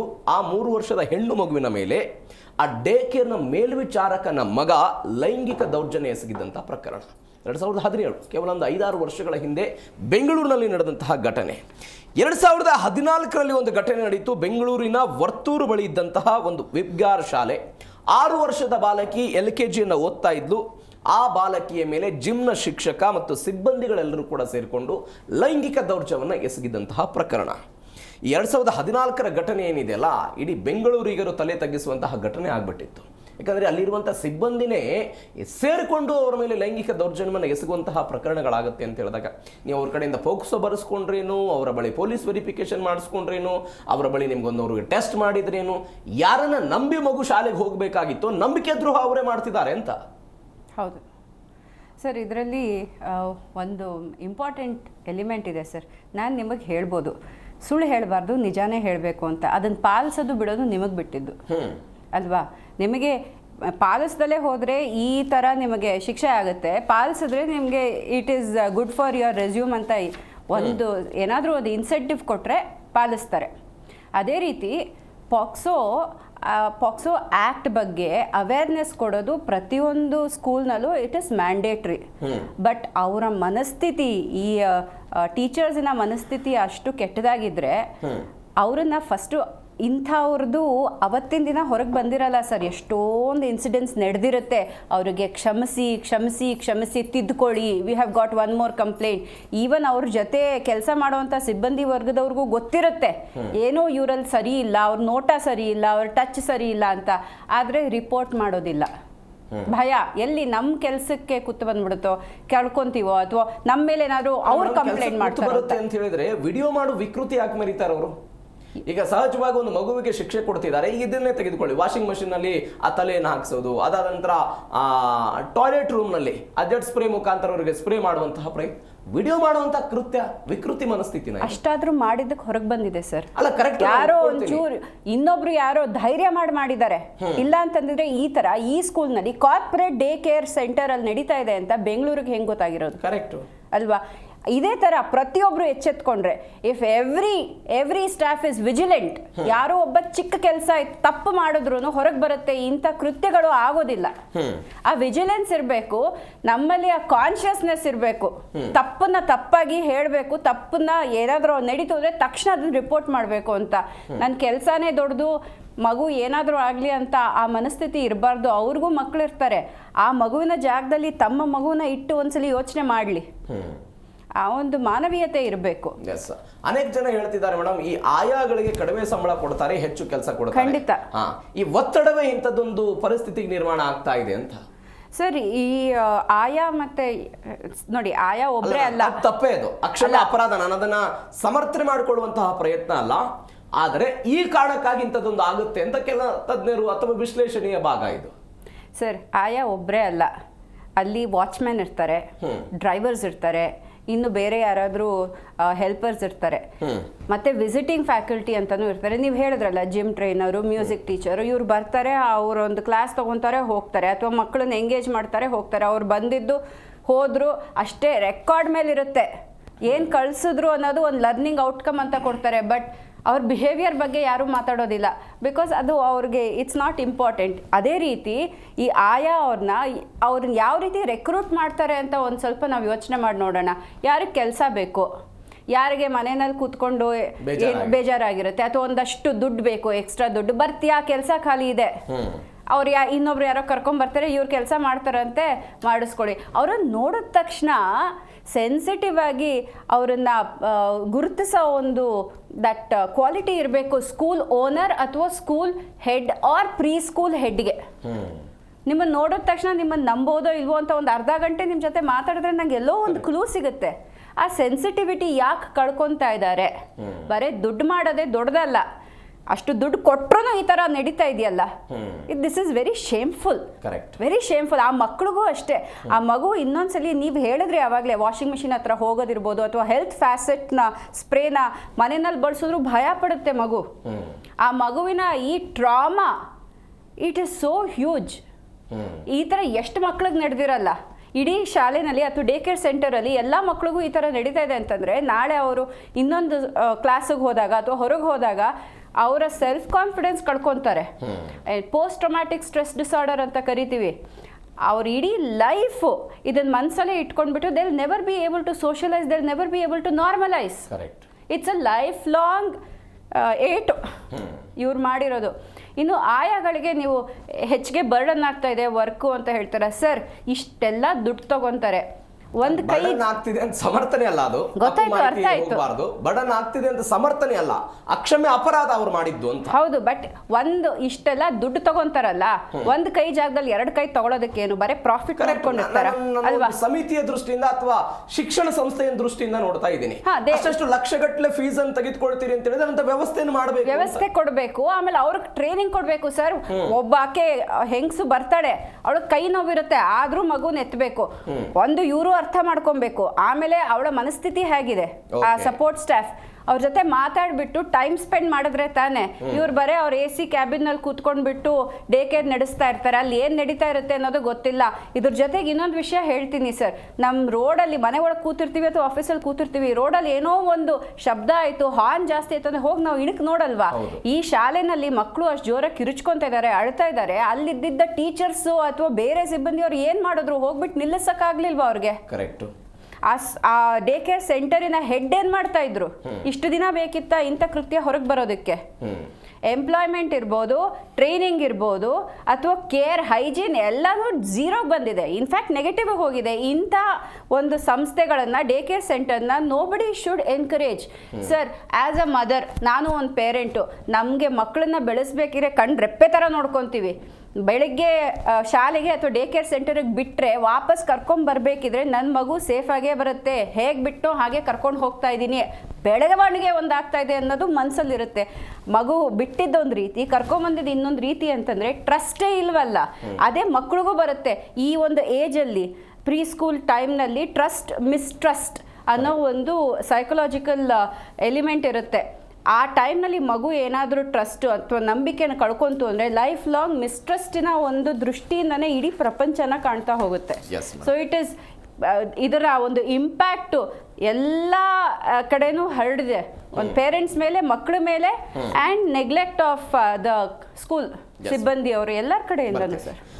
ಶಶಿರ್ ಸರ್, ನಾನು ಅವಾಗ ಬ್ರೇಕ್ ಹೋಗೋಕ್ಕಿಂತ ಮೊದಲು ಹೇಳಿದ್ದೆ, ಯಾರಾದ್ರ ಮೇಲೆ ಹೋಗಿ ಇಂಥದ್ದೊಂದು ಘಟನೆ ಆಗ್ತಿದೆ ಅಂತ ನಾವು ವರದಿ ಕೊಟ್ಟರೆ ಅವರು ನಾವಲ್ಲ ನೀವಲ್ಲ ಅನ್ನೋ ನುಣುಚ್ಕೊಳ್ಳೋ ಪ್ರಯತ್ನವನ್ನು ಮಾಡ್ತಿದ್ದಾರೆ ಅಂತ. ಇದಕ್ಕೊಂದು ಏಕೀಕೃತ ನಿಯಂತ್ರಣ ಪ್ರಾಧಿಕಾರ ಬರಬೇಕು ಅಂತ ಅನೇಕ ವರ್ಷಗಳಿಂದ ದೊಡ್ಡ ಮಟ್ಟದ ಬೇಡಿಕೆ ಇದೆ. ಈ ಡೇ ಕೇರ್ ಸೆಂಟರ್ಗಳಿಗೆ ಒಂದು ಏಕೀಕೃತ ನಿಯಂತ್ರಣ ಪ್ರಾಧಿಕಾರ ಅಂತ ನಾವು ಅವಾಗಲೇ ಮಾತನಾಡ್ತಾ ಇದ್ವಿ. ಡೇ ಕೇರ್ ಸೆಂಟರ್ಗಳನ್ನು ಯಾರು ಬೇಕಾದರೂ ಕೂಡ ಆರಂಭ ಮಾಡೋದಕ್ಕೆ ಅವಕಾಶಗಳಿರುವಂತಹ ಪರಿಸ್ಥಿತಿ ಇದೆ. ಅಂದರೆ ನೀವು ಪ್ರೀ ಸ್ಕೂಲನ್ನು ಆರಂಭ ಮಾಡಬೇಕು ಅಂತ ಹೇಳಿದ್ರೆ ಯಾವುದೇ ಸರ್ಕಾರಿ ಇಲಾಖೆಯ ಕಠಿಣ ನಿಯಮಾವಳಿಗಳು ಮತ್ತು ಪರ್ಮಿಷನ್ ಕೂಡ ಬೇಕಾಗಿಲ್ಲ. ಒಂದು. ಎರಡನೇದ್ದು, ಈ BBMP ಅವರು ಕಿರಾಣಿ ಅಂಗಡಿ ತೆಗೆಯೋದಕ್ಕೆ ಒಂದು ಟ್ರೇಡ್ ಲೈಸೆನ್ಸ್ ಕೊಡ್ತಾರಲ್ಲ, ಅದೇ ರೀತಿಯಲ್ಲಿ ಈ ಡೇ ಕೇರ್ ಸೆಂಟರ್ಗಳಿಗೆ ಲೈಸೆನ್ಸ್ ಕೊಡ್ತಾರಂತೆ. ಈ ವಾಣಿಜ್ಯ ದೃಷ್ಟಿಯಿಂದ ಏನು ಲೈಸೆನ್ಸ್ ಕೊಡ್ತಾರಲ್ಲ, ಅದೇ ಭಾಗವಾಗಿ ಅಲ್ಲಿ ಸುರಕ್ಷತೆ ಹೆಂಗಿದೆ, ಮಕ್ಕಳು ಪಾಠ ಕಲಿಯೋದಕ್ಕೆ ಅವಕಾಶ ಇದೆಯಾ, ಅಲ್ಲಿ ಅಗ್ನಿ ಸುರಕ್ಷತಾ ದೃಷ್ಟಿಗಳು ಯಾವುದಾದ್ರೂ ಇದೆ, ಯಾವುದು ಕೂಡ ಇಲ್ಲ ಅಂತ ಒಂದು. ಈ ಕಾರಣಕ್ಕಾಗಿ ಇಂಥದ್ದೊಂದು ಪ್ರಯತ್ನ ಆಗ್ತಿದೆ ಅಂತ ಇದು ಗಮನಕ್ಕೆ ಒಂದು ಸರ್. ಎರಡನೇ ಬೆಳವಣಿಗೆ, ಮಹಿಳಾ ಮತ್ತು ಮಕ್ಕಳ ಕಲ್ಯಾಣ ಅಭಿವೃದ್ಧಿ ಇಲಾಖೆಗೆ ಹೋದರೆ ನಾವು ಅಂಗನವಾಡಿ ಮಾತ್ರ ನೋಡ್ಕೊಳ್ತೀವಿ ಅಂತ ಅವ್ರು ಹೇಳ್ತಾರೆ. ಮತ್ತೊಂದು ಕಡೆ ಶಿಕ್ಷಣ ಇಲಾಖೆಗೆ ಹೋದರೆ ಇದು ನಮ್ಮ ವ್ಯಾಪ್ತಿಯಲ್ಲಿಲ್ಲ, BBMP ಅವರು ಪರ್ಮಿಷನ್ ಕೊಟ್ಟಿದ್ದಾರೆ, BBMP ವ್ಯಾಪ್ತಿಗೆ ಬರುತ್ತೆ ಅಂತ ಅವ್ರು ಹೇಳ್ತಾರೆ. BBMPಗೆ ಹೋದರೆ ನಾವು ಕಟ್ಟಡ ಮತ್ತು ವಾಣಿಜ್ಯದ ದೃಷ್ಟಿಯಿಂದ ಮಾತ್ರ ಪರವಾನಗಿ ಕೊಟ್ಟಿದ್ದೀವಿ, ಇದು ನಮ್ಮ ನೇತೃತ್ವದಲ್ಲಿಲ್ಲ ಅಂತ ಹೇಳ್ತಾರೆ. ಯಾರ ಹತ್ರ ಹೋಗಬೇಕು? ಒಂದು ಏಕೀಕೃತ ವ್ಯವಸ್ಥೆ ಬರೋದು ಯಾವಾಗ? ಸರ್ಕಾರ ಈ ವಿಷಯದಲ್ಲಿ ಬಹಳ ಗಂಭೀರತೆಯನ್ನು ಪ್ರದರ್ಶನ ಮಾಡ್ತಕ್ಕಂಥದ್ದು ಅತ್ಯಂತ ತುರ್ತು ಅಗತ್ಯತೆ ಅಂತ ನನಗೆ ಅನಿಸ್ತಾ ಇದೆ. ಓಕೆ. ಯಾಕೆಂದರೆ ತಾವು ಹೇಳಿದ ಪ್ರಕಾರ 14ರಲ್ಲಿ ಏನು ಮಾರ್ಗಸೂಚಿ ನಿಯಮಾವಳಿಗಳು ಬಂತು, ನಿಯಮಾವಳಿಗಳ ಪ್ರಕಾರ ನಡೀತಾ ಇದ್ದರೆ, ನಡೆದಿದ್ದೇ ಆದಲ್ಲಿ ಈ ಥರದ ಘಟನೆಗಳು ಈ ಥರ ಸಂಭವಿಸ್ತಾ ಇರಲಿಲ್ಲ. ಹೀಗಾಗಿ ತಾವು ಹೇಳಿದ ಪರ್ಟಿಕ್ಯುಲರ್ ಆಗಿ ಒಂದು ಪ್ರಾಧಿಕಾರನೂ ಆಗ್ಬೋದು, ಅಥವಾ ಒಂದು ಇದಕ್ಕೆ ಈಗ ಪ್ರಾಥಮಿಕ ಶಿಕ್ಷಣ ನೋಡ್ಕೊಳ್ಳೋ ಪ್ರಾಥಮಿಕ ಶಿಕ್ಷಣ ಇಲಾಖೆ ಇದೆ, ಪ್ರೌಢ ಶಿಕ್ಷಣ ಇಲ್ಲ, SSLC ಬೋರ್ಡ್ ಇದೆ, PU ಬೋರ್ಡ್ ಇದೆ. ಈ ರೀತಿಯಾಗಿ ಬರ್ತೀನಿ ಮೇಡಮ್, ಇವ್ರದೊಂದು ರಿಯಾಕ್ಷನ್ ತೆಗೆದುಕೊಂಡು ಬರ್ತೀನಿ ಪ್ಲೀಸ್ ಸರ್. ಈಗ ಸದ್ಯಕ್ಕೆ ಇದ್ದಂಥ ವ್ಯವಸ್ಥೆಯಲ್ಲಿ 6ರಿಂದ 14 ವರ್ಷ ಅಂದರೆ ಈಗ ಪ್ರಾಥಮಿಕ ಶಿಕ್ಷಣ ಹಕ್ಕು ಕಾಯ್ದೆ ಅಡಿಯಲ್ಲಿ ಪ್ರಾಥಮಿಕ ಹೈಸ್ಕೂಲಲ್ಲಿ ಬರುತ್ತೆ. 0 to 6ವರೆಗೂ ಈಗ 0 to 6, 5 ಅಂಗನವಾಡಿಯವ್ರ ಜವಾಬ್ದಾರಿ ನಾವು ನೋಡ್ತೀವಿ ಅಂತ ಹೇಳ್ತಾರೆ. ಅದು ಮಹಿಳಾ ಮತ್ತು ಮಕ್ಕಳ ಅಭಿವೃದ್ಧಿ ಇಲಾಖೆ ಅಂಗನವಾಡಿಯಲ್ಲಿ ಬಂದಂಥ ಮಕ್ಕಳಿಗೆ ನೋಡ್ಕೊಳ್ತಾ ಇದೆ. ಆದರೆ ಇದು ಒಂದು ಡಿಫ್ರೆಂಟ್ ಆದಂಥ ವಿಚಾರ. ಅಂದರೆ ಈ ಒಂದು ವಿಶೇಷವಾಗಿ ನಮ್ಮ ರಾಜಧಾನಿಯಲ್ಲಿ ಇದು ವಿಷಯ ಹೆಚ್ಚು ಇದು ಡೇ ಕೇರ್ ಸೆಂಟರ್ಗಳಿದೆ. ಹೀಗಾಗಿ ಸರ್ಕಾರ ಇದನ್ನು ಬಹಳಷ್ಟು ಮಧ್ಯಪ್ರವೇಶಿಸಬೇಕಾಗಿದೆ. ಮತ್ತು ತಾವು ಹೇಳಿದ ಪ್ರಕಾರ ಅದಕ್ಕೆ ಪರ್ಟಿಕ್ಯುಲರ್ಲಿ ಒಂದು ಪ್ರಾಧಿಕಾರ ಮಾಡ್ಬೋದು, ಅಥವಾ ಒಂದು ಇಲಾಖೆಯಲ್ಲಿ ಒಂದು ವಿಂಗ್, ಈ ಒಂದು BBMPಯಲ್ಲಿ ಒಂದು ಸಪ್ರೇಟ್ ವಿಂಗ್ ಆದರೂ ಮಾಡಬೇಕಾಗಿದೆ. ಯಾಕಂದರೆ ಈ ಕನಿಷ್ಠ ನೋಂದಣಿ ಆದಂಥವು ಆಗದೇ ಇರುವಂಥದ್ದು 5,000 ಸಂಖ್ಯೆಯಲ್ಲಿದ್ದಂಥವು ಇದ್ದರೆ ಸರಾಸರಿ ಈ ಒಂದು ಘಟಕ ನಿರ್ಮಾಣ ಮಾಡಬೇಕು, ಒಂದು ಘಟಕ ಪರ್ಮಿಷನ್ ತೊಗೋಬೇಕಾದ್ರೆ ಕನಿಷ್ಠ 40/60 ಇರಬೇಕು ಅಂತೇಳಿ ಈ ಒಂದು ನಿಯಮ ಮಾರ್ಗಸೂಚಿ ಪ್ರಕಾರ ಇದೆ. ಅಲ್ಲಿ ಸುರಕ್ಷತಾ ಕ್ರಮಗಳಿದೆ, ಅಗ್ನಿ ಸುರಕ್ಷತಾ ಕ್ರಮಗಳು, ಆಟದ ಮೈದಾನ, ಮಲಗಲಿಕ್ಕೆ ವ್ಯವಸ್ಥೆ, ಆಮೇಲೆ 2 ವರ್ಷ 90 ದಿನಗಳಿಂದ 4 ವರ್ಷದ ಒಳಗಿನ ಮಕ್ಕಳಿಗೆ ಮಾತ್ರ ಅಲ್ಲಿ ಪ್ರವೇಶ ತಗೋಬೇಕಂತಕ್ಕಂಥದ್ದು ನಿಯಮಗಳಲ್ಲಿ ಇದೆ. ಅದೇ ರೀತಿಯಾಗಿ 2 ವರ್ಷದ ಒಳಗಿನ ಮಕ್ಕಳು 5 ಮಕ್ಕಳಿದ್ದರೆ ಅಲ್ಲಿ 5 ಮಕ್ಕಳಿಗೆ 2 ಶಿಕ್ಷಕರು, 2 ವರ್ಷದಿಂದ 4 ವರ್ಷದವರೆಗೆ ಇದ್ದಂಥ 10 ಮಕ್ಕಳಿಗೆ 1 ಶಿಕ್ಷಕರು. ಆಮೇಲೆ ಮಕ್ಕಳ ವಿಷಯದಲ್ಲಿ ಡಿಪ್ಲೊಮಾ ಮಾಡಿದಂಥವ್ರು ಇರ್ಬೋದು, ಮಕ್ಕಳ ತಜ್ಞರು, ಮಕ್ಕಳ ಒಂದು ಶಿಕ್ಷಣಕ್ಕೆ ಸಂಬಂಧಪಟ್ಟಂತೆ, ಅವರ ರಕ್ಷಣೆ ವಿಷಯಗಳಿಗೆ ಸಂಬಂಧಪಟ್ಟಂತೆ ಅವರು ತರಬೇತಿಯನ್ನು ಹೊಂದಿರಬೇಕು ಅಂತಕ್ಕಂಥದ್ದು ಈಗಾಗಲೇ ಇದ್ದಂಥ ನಿಯಮಗಳಿದೆ. ನನ್ನ ಪ್ರಕಾರ ಆ ನಿಯಮಗಳನ್ನು ಪರಿಷ್ಕರಣೆ ಮಾಡಬೇಕು. ಇವತ್ತಿನ ದಿನಮಾನದಲ್ಲಿ 14ರಲ್ಲಿ ಬಂದ ಮೇಲೆ ಅದು ಎಲ್ಲಿಯೂ ಸಹಿತ ಚಲಾವಣೆಯಲ್ಲಿ ಇದೆಯೋ ಇಲ್ಲೋ ಅನ್ನೋದ್ರ ಬಗ್ಗೆನೂ ಸಹಿತ ಅನುಮಾನ ಇದೆ. ಸರ್ಕಾರಿ ಶಾಲೆಗಳಾದ್ರೆ ಅಥವಾ ಅಂಗನವಾಡಿಗಳಾದ್ರೆ ಅಲ್ಲಿರುವಂತಹ ತಾಲೂಕಾ ಮಟ್ಟದ ಅಧಿಕಾರಿಗಳು, ಜಿಲ್ಲಾ ಮಟ್ಟದ ಅಧಿಕಾರಿಗಳು ದಿಢೀರ್ ದಾಳಿ ಮಾಡ್ತಾರೆ. ದಿಢೀರ್ ದಾಳಿಯಾಗಿ ಏನಾಗ್ತಾ ಇದೆ ಇತ್ಯಾದಿ. ಇತ್ತೀಚೆಗೆ ಒಂದು ಕೊಪ್ಪಳ ಜಿಲ್ಲೆಯಲ್ಲಿ ಒಂದು ಘಟನೆ ವರದಿ ಆಯ್ತು ಸರ್. ಅಂಗನವಾಡಿಯ ಆಯಾ ಒಬ್ರು ಮಗುವಿನ ಮೇಲೆ ಕಣ್ಣಿಗೆ ಖಾರವನ್ನು ಎರಚಿದಂತಹ ಪ್ರಕರಣ. ಮಗು ಅಳ್ತಾ ಇದೆ ಅನ್ನುವ ಕಾರಣಕ್ಕಾಗಿ ಏಕಾಏಕಿಯಾಗಿ ಪ್ರಕರಣ. ನಾವೇ ಸೋಮೋಟೋ ಮಾಡ್ಕೊಂಡಿದ್ವಿ ಅದು ಆಯೋಗದಲ್ಲಿ, ಅದು ಇದಾಯಿತು. ಇಲ್ಲಿಯೂ ಸಹಿತ ಜಿಲ್ಲಾ ಹಂತದಲ್ಲಿ CO ಅಧ್ಯಕ್ಷತೆಯಲ್ಲಿ ಕಮಿಟಿ ಇದೆ. ಇಲ್ಲಿ ಮಹಾನಗರ ಪಾಲಿಕೆಯಲ್ಲಿ ಕಮಿಷನರ್ ಅಧ್ಯಕ್ಷತೆಯಲ್ಲಿ ಕಮಿಟಿ ಇದೆ. ಬಟ್ ಅವ್ರು ಸಭೆ ಮಾಡಬೇಕಲ್ಲ. ಆಮೇಲೆ ಈ ನಮ್ಮ ಈ ಸಿಟಿ ಪ್ರದೇಶದಲ್ಲಿ ಈ ರೋಡು ಕೆತ್ತೋದು, ರೋಡ್ ದುರಸ್ತಿ, ಕಟ್ಟಡ ಅದರಲ್ಲೇ ಇವ್ರ ದಿನ ಹೋಗ್ಬಿಡುತ್ತೆ, ಕಳೆದು ಬಿಡ್ತಾರೆ. ಈಗ ನಮ್ಮದು ಡೈನಾಮಿಕ್ ಮಂತ್ರಿಗಳು ಕೃಷ್ಣ ಬೈರೇಗೌಡರು ಏನೀಗ ನಗರಾಭಿವೃದ್ಧಿ ಸಚಿವರಾಗಿದ್ದಾರೆ, ಅವರಲ್ಲಿ ನಾನು ತಮ್ಮ ಮುಖಾಂತರ ನಾನು ಮನವಿ ಮಾಡ್ಕೊಳ್ತಾ ಇದ್ದೀನಿ. ಮಕ್ಕಳ ಅಭಿವೃದ್ಧಿ ಆದರೆ ದೇಶದ ಅಭಿವೃದ್ಧಿ. ಕರೆಕ್ಟ್. ಮಕ್ಕಳ ಅಭಿವೃದ್ಧಿ ವಿನಃ ಇವತ್ತು ಮಾನವ ಅಭಿವೃದ್ಧಿ ಸೂಚ್ಯಂಕ ಇರ್ಬೋದು, ಸುಸ್ಥಿರ ಬೆಳವಣಿಗೆ ಇರ್ಬೋದು, ಸುಸ್ಥಿರ ಅಭಿವೃದ್ಧಿ ಬೆಳವಣಿಗೆ ಗುರಿ ಏನಿದೆ ಅದರಲ್ಲಿ 17 ಕಾರ್ಯಕ್ರಮದಲ್ಲಿ ನೇರವಾಗಿ ಮಕ್ಕಳಿಗೆ ಮತ್ತು ಮಹಿಳೆಗೆ ಸಂಬಂಧಪಟ್ಟಂಥ 9 ಕಾರ್ಯಕ್ರಮ 2030ಕ್ಕೆ ನಾವು ಆ ಗುರಿಯನ್ನು ತಲುಪಬೇಕಾಗಿದೆ. ಪ್ರತಿಯೊಂದು ನಮ್ಮ ದೇಶದಲ್ಲೆಲ್ಲರೂ ಸಹಿತ ಅದಕ್ಕೆ ನಾವು ಫೋಕಸ್ ಮಾಡಬೇಕಾಗಿದೆ. ಹೀಗಾಗಿ ತಾವು ಏನು ಒಳ್ಳೆಯ ದಿಟ್ಟಿನ ಕ್ರಮಗಳು ತಾವು ತೆಗೆದುಕೊಳ್ತಾ ಇದ್ರಿ ಮಾನ್ಯ ಮಂತ್ರಿಗಳು ಕೃಷ್ಣ ಬೈರೇಗೌಡರು, ಈ ಡೇ ಕೇರ್ ಸೆಂಟರ್ಗಳನ್ನು ಪುನಶ್ಚೇತನ ಮಾಡಲಿಕ್ಕೆ, ಅವು ಸುಸ್ಥಿತಿಯಲ್ಲಿ ನಡೀಲಿಕ್ಕೆ, ಮಕ್ಕಳಿಗೆ ಸುರಕ್ಷಿತ ಕ್ರಮಗಳನ್ನು ಕೈಗೊಳ್ಳಲಿಕ್ಕೆ, ಪ್ರತಿಯೊಂದು ಮಗು ಸಹಿತ ಅದು ಭಾಳ ಗೌರವ ಘನತೆಯಿಂದ ಆ ಡೇ ಕೇರ್ ಸೆಂಟರ್ನಲ್ಲಿ ಕಾಲ ಕಳೆಯುವ ರೀತಿಯಲ್ಲಿ ಅವರು ಕ್ರಮ ವಹಿಸಬೇಕನ್ನೋದು ನನ್ನ ಒಂದು ತಮ್ಮ ಮುಖಾಂತರ ಆಗ್ರಹ. ಮೇಡಮ್, ಕೊನೆಯ ಪ್ರಶ್ನೆ, ಈ ಪೇರೆಂಟ್ಸ್ಗಳು ಸ್ಕೂಲ್ಗಳಿಗೆ ಒಂದು ಆಕಸ್ಮಿಕ ಭೇಟಿಯನ್ನು ಅವಾಗವಾಗ ಮಾಡ್ತಿರ್ಬೇಕು, ಸರ್ಪ್ರೈಸ್ ವಿಸಿಟ್ ಮಾಡ್ತಾ ಇರಬೇಕು. ಅದು ಸಮಯದ ಅಭಾವದ ಕಾರಣಕ್ಕೂ ಬೇರೆ ಬೇರೆ ಕಾರಣಕ್ಕೂ ಆಗ್ತಾ ಇಲ್ಲ, ಹೀಗಾಗಿ ಇಂಥ ಪರಿಸ್ಥಿತಿಗಳು ಬರ್ತಾ ಇದೆ. ಖಂಡಿತ ತಂದೆ ತಾಯಿಗಳು ಜವಾಬ್ದಾರಿ ತಗೊಳ್ಳೇಬೇಕಾಗತ್ತೆ. ಯಾಕಂದ್ರೆ ನಾನು ಮೊದಲೇ ಹೇಳದಾಗೆ ಅವರಿಗೆ ಪರಿಸ್ಥಿತಿ ಒತ್ತಡ ಮಾಡಬೇಕು ಅಂತ ಹೇಳಿದ್ರೆ ಎಲ್ಲ ಸಂವಹನವೂ ಕೂಡ ಇದೀಗ ಸಾಮಾಜಿಕ ಜಾಲತಾಣದ ಮುಖಾಂತರ ಆಗ್ತಾ ಇದೆ. ನಿಮ್ಮ ಮಗು ಏನು ಓದ್ತಾ ಇದೆ, ಏನು ರೈಮ್ಸ್ ಹೇಳ್ತು, ಯಾವ ಪದ್ಯ ಹೇಳ್ತು, ಏನು ಎತ್ತ, ಎಲ್ಲವೂ ಕೂಡ ವಾಟ್ಸಪ್ ಮುಖಾಂತರ ಅವ್ರಿಗೆ ರವಾನೆ ಆಗುತ್ತೆ. ಮನೆಯಲ್ಲಿ ಕೂತ್ಕೊಂಡು ಅವ್ರು ನೋಡ್ತಾರೆ. ನಮ್ಮ ಮಗುದ ಪರಿಸ್ಥಿತಿ ಏನಿದೆ ಅಂತ ಶಾಲೆಗೆ ಬಂದು ಅವ್ರು ನೋಡುವಂಥ ಹಂತದಲ್ಲಿ ಇವತ್ತಿಲ್ಲ. ಅದಕ್ಕೆ ನಾನು ಹೇಳ್ತಿರೋದು, ತಂದೆ ತಾಯಿಗಳು ತಮ್ಮ ಆರ್ಥಿಕ ಒತ್ತಡನೋ ಅಥವಾ ಅವರು ಕೆಲಸದ ಒತ್ತಡದಲ್ಲಿ ತಮ್ಮ ಮಕ್ಕಳನ್ನೇ ಅವರು ಮರೆಯೋ ಥರ ಆಗಿಬಿಟ್ಟಿದೆ. ಈಗ ಕೆಲಸದ ಒತ್ತಡ ಹೇಳಿದೆ, ನ್ಯೂಕ್ಲಿಯರ್ ಫ್ಯಾಮಿಲೀಸು, ಜಾಯಿಂಟ್ ಫ್ಯಾಮಿಲೀಸ್ ಇಲ್ಲ, ಒಂದು ಅಕ್ಕರೆ ಅವರಿಗೆ ಪ್ರೀತಿ ಕೊಡೋದಾಗಲಿ, ಆ ಥರ ತಂದೆ ತಾಯಿಗಳ ಜವಾಬ್ದಾರಿ ಅದು ಒಂದು. ಎರಡನೇದಾಗಿ ಸ್ಕಿಲ್ಡ್ ಟ್ರೈನರ್ಸ್ ಇರಬೇಕು. ಮೂರನೇದಾಗಿ ಯಾರು ಈ ಥರ ಶಾಲೆಗಳೆಲ್ಲ ನಡೆಸ್ತಾರೆ ಅವ್ರ ಜವಾಬ್ದಾರಿ ಇದು ಖಂಡಿತ. ಬರೀ ಹಣ ಮಾಡೋ ಕೇಂದ್ರಗಳು ಮಾತ್ರ ಆಗದೆ ಇರಬೇಕು. ಮತ್ತು ಮೂರನೇದಾಗಿ ಕಾನೂನುಗಳು ಬರೀ ಕಾಗದದಲ್ಲಿ ಉಳಿಬಾರ್ದು. ಒಂದು ಕಮಿಟಿ ಇದೆ, ಅದರಲ್ಲಿ ಇರ್ತಾರೆ, ಕಮಿಟಿಲಿ ಮೀಟಿಂಗ್ಸ್ ಮಾಡ್ತಾರೆ, ಮೀಟಿಂಗ್ಸ್ ಮಾಡಿ ಮುಗಿಸ್ತಾರೆ, ಆಗಬಾರ್ದು. ಅದು ಕಾರ್ಯರೂಪಕ್ಕೆ ಬರಬೇಕು. ಅದು ಏನು ರಿಸಲ್ಟ್ ಏನಾಗುತ್ತೆ ಗೊತ್ತಾಗಬೇಕು. ಅದು ತುಂಬ ಇಂಪಾರ್ಟೆಂಟ್. ಕಾಗದಲ್ಲಿ ಮಾತ್ರ ಉಳಿಬಾರ್ದು ಅಂತ ನಾನು ಹೇಳ್ತೀನಿ. ಸರ್, 2018 ಒಂದು ಪ್ರೀ ಸ್ಕೂಲ್ ಕಾನ್ಕ್ಲೇವ್ ಅಂತ ಮಾಡಿದ್ವಿ. 19ರಲ್ಲಿ ಪ್ರೀ ಸ್ಕೂಲ್ ಸಮ್ಮಿಟ್ ಅಂತ ಮಾಡಿದ್ವಿ. ಅಲ್ಲಿ ಶಿಕ್ಷಣ ಇಲಾಖೆಯಿಂದ DDPI ಇದ್ದರು, ಆಮೇಲೆ ಎಜುಕೇಷನ್ ಮಿನಿಸ್ಟ್ರಿಯಿಂದ ರೆಪ್ರೆಸೆಂಟೇಟಿವ್ ಇದ್ದರು, ಆಮೇಲೆ ಇವ್ರಿಗೆ ಕೆಲವೊಂದು ಸ್ಯಾಂಕ್ಷನಿಂಗ್ ಕೊಡ್ತಾರಲ್ಲ, ಫೈರ್ ಸೇಫ್ಟಿ ಇರ್ಬೋದು, ಎಲ್ಲ ರೆಪ್ರೆಸೆಂಟೇಟಿವ್ ಇದ್ದರು. ನೀವು ನಂಬೋದಿಲ್ಲ, ಆ ಒಂದು ಆಡಿಯನ್ಸಲ್ಲಿ ಎಷ್ಟೊಂದು ಜನ ಪ್ರೀ ಸ್ಕೂಲ್ ಓನರ್ಸ್ ಇದ್ದರು. ಅವ್ರು ಕೇಳಿದ ಪ್ರಶ್ನೆ ಅಂತಂದರೆ, what are the requirement to open a pre school? Pre school open ಮಾಡೋಕ್ಕೆ ಎಷ್ಟು ಸ್ಕ್ವೇರ್ ಫೀಟ್ ಇರಬೇಕು, ಎಷ್ಟು ಮಾಡಿ ಇರಬೇಕು, ಮಾಡಿನೇ ಇರಬಾರ್ದು ಫಸ್ಟ್ ಆ್ಯಂಡ್ ಫಾರ್ಮೋಸ್ಟ್, ಆಮೇಲೆ ಜಾಗ ಎಷ್ಟು ಇರಬೇಕು, ಈ ಥರ ಬೇಸಿಕ್ ಪ್ರಶ್ನೆ ಕೇಳಿದ್ರು. ಆದರೆ ಒಬ್ಬರು ಮಕ್ಕಳನ್ನ ಯಾವ ರೀತಿ ನಾವು ಅರ್ಥ ಮಾಡ್ಕೊಬೇಕು ಅಂತ ಕೇಳಲಿಲ್ಲ. ಒಬ್ಬರು ಕೇಳಲಿಲ್ಲ. ಮಕ್ಕಳಿಗೆ ಅಥವಾ ಸಿಬ್ಬಂದಿ ವರ್ಗದವ್ರಿಗೆ ಯಾವ ರೀತಿ ಟ್ರೈನಿಂಗ್ ಕೊಡಬೇಕು ಅಂತ ಕೇಳಿಲ್ಲ. ಅಂದರೆ ನಾನು ಏನು ಹೇಳಕ್ಕೆ ಪ್ರಯತ್ನ ಪಡ್ತಾ ಇದ್ದೀನಿ ಅಂತಂದರೆ, ಎಲ್ಲ ದೃಷ್ಟಿನೂ ಒಂದು ಎಸ್ಟಾಬ್ಲಿಷ್ ಮಾಡೋದಕ್ಕೆ, ಡೇ ಕೇರ್ನ ನಡೆಸೋದಕ್ಕೆ ಆ ಕಡೆ ಮಾತ್ರ ಗಮನ ಇದೆ. ಡೇ ಕೇರ್ ಒಳಗಡೆ ಏನು ನಡೆಯುತ್ತೋ ಎವ್ರಿ ಡೇ ರೊಟೀನ್ ಅದ್ರ ಮೇಲೆ ಅವ್ರ ಪ್ರಕಾರ ಇದೆ ಮೂಲಭೂತವಾಗಿರೋ ಒಂದು ಇದು ಸರ್. ಆಮೇಲೆ ಇನ್ನೊಂದು, ಇವತ್ತು ಬೆಂಗಳೂರಲ್ಲಿ ನಡೆದಿದೆ. It is a big city. ಇಲ್ಲಾಗ್ಲೇ ಪೇರೆಂಟ್ಸು ಮಕ್ಕಳು ಬೇಡ ಅಂತ ಎಷ್ಟೊಂದು ಜನ ಕಪಲ್ಸ್ ಡಿಸೈಡ್ ಮಾಡಿದ್ದಾರೆ. ಈ ಥರ ಪ್ರಕರಣಗಳು ಹೆಚ್ಚಾಯಿತು ಅಂದರೆ ಮಕ್ಕಳನ್ನ ಈ ಥರ ಸಫರ್ ಮಾಡೋದು ನೋಡೋಕ್ಕಾಗೋದಿಲ್ಲ. ನಮಗೆ ಮಕ್ಕಳೇ ಆಗೋದು ಬೇಡ ಅಂತ ಅದು ಆ ಒಂದು ಆಗಲೇ ಆಗಿದೆ. ಇನ್ನೊಂದು, ಸ್ಕೂಲಿಂಗಿಂದ ಹೋಮ್ ಸ್ಕೂಲಿಂಗ್ ಕಡೆ ಎಷ್ಟೊಂದು ಜನ ಪೇರೆಂಟ್ಸ್ ಆಗಲೇ ಕರ್ಕೊಂಬರ್ತಾ ಇದ್ದಾರೆ. ಫೀಸು ಮತ್ತು ಸೇಫ್ಟಿ, ಇದೆರಡು ವಿಷಯದಿಂದ. But I will tell one thing sir, as a psychologist, ಮಕ್ಕಳನ್ನ ಜೋಪಾನವಾಗಿ ನೋಡ್ಕೊಳ್ಳಿ. ನೀವು ಟೀಚರ್ಸ್ ಅಂತಂದರೆ ಗುರುಗಳು ದಾರಿದೀಪವಾಗಬೇಕು. ಮಕ್ಕಳನ್ನ, ನಿಮ್ಮ ಮಕ್ಕಳನ್ನ ಹೇಗೆ ನೋಡ್ಕೊಂತೀರೋ ಹಾಗೆ ನೋಡ್ಕೊಳ್ಳಿ. ಬರೋದಕ್ಕಿಂತ ಮೊದಲು ನಾನು ಒಂದು ವಾಕ್ಯ ಹೇಳಿಬಿಟ್ಟೆ. ಶಾಲೆಗಳ ಮುಂಭಾಗದಲ್ಲಿ ಒಂದು ಬರಹ ಇರುತ್ತೆ, ಜ್ಞಾನ ಕೈ ಮುಗಿದು ಒಳಗೆ ಬನ್ನಿ. ಬಟ್ ಇವತ್ತಿನ ಪರಿಸ್ಥಿತಿ ನೋಡಿದ್ರೆ ಅದು ಅಜಗಜಾಂತರ ವ್ಯತ್ಯಾಸ ಅಂತ. ಥ್ಯಾಂಕ್ ಯು ಸೋ ಮಚ್ ಮೂರು ಜನರಿಗೂ ಕೂಡ ಚರ್ಚೆಯಲ್ಲಿ ಭಾಗವಹಿಸಿದ್ದಕ್ಕೆ. ಇಂಥೊಂದು ಅಕ್ಷಮ್ಯ ಅಪರಾಧ ಅಥವಾ ಇಂಥದ್ದೊಂದು ರಕ್ಕಸ ಕೃತ್ಯ ಬೆಂಗಳೂರಿನ ಡೇ ಕೇರ್ ಸೆಂಟರ್ನಲ್ಲಿ ಆಗಿದೆ. ಇವರಿಗೆ ಕ್ರಮ ಆಗಬೇಕು ಅನ್ನೋದು ಕೂಡ ನಮ್ಮ ಆಗ್ರಹ. ಮತ್ತೊಮ್ಮೆ ಇಂಥ ಘಟನೆಯು ಕೂಡ ಮರುಕಳಿಸಬಾರದು ಅಂತ. ಇದರೊಂದಿಗೆ ಇವತ್ತಿನ ಮೆಗಾ ಸುದ್ದಿಯನ್ನು ಮುಗಿಸ್ತಾ ಇದ್ದೀನಿ. ನೋಡ್ತಾ ಇರಿ ಜೀ ಕನ್ನಡ ನ್ಯೂಸ್, ಸತ್ಯವೇ ಸುದ್ದಿಯ ಜೀವಾಳ.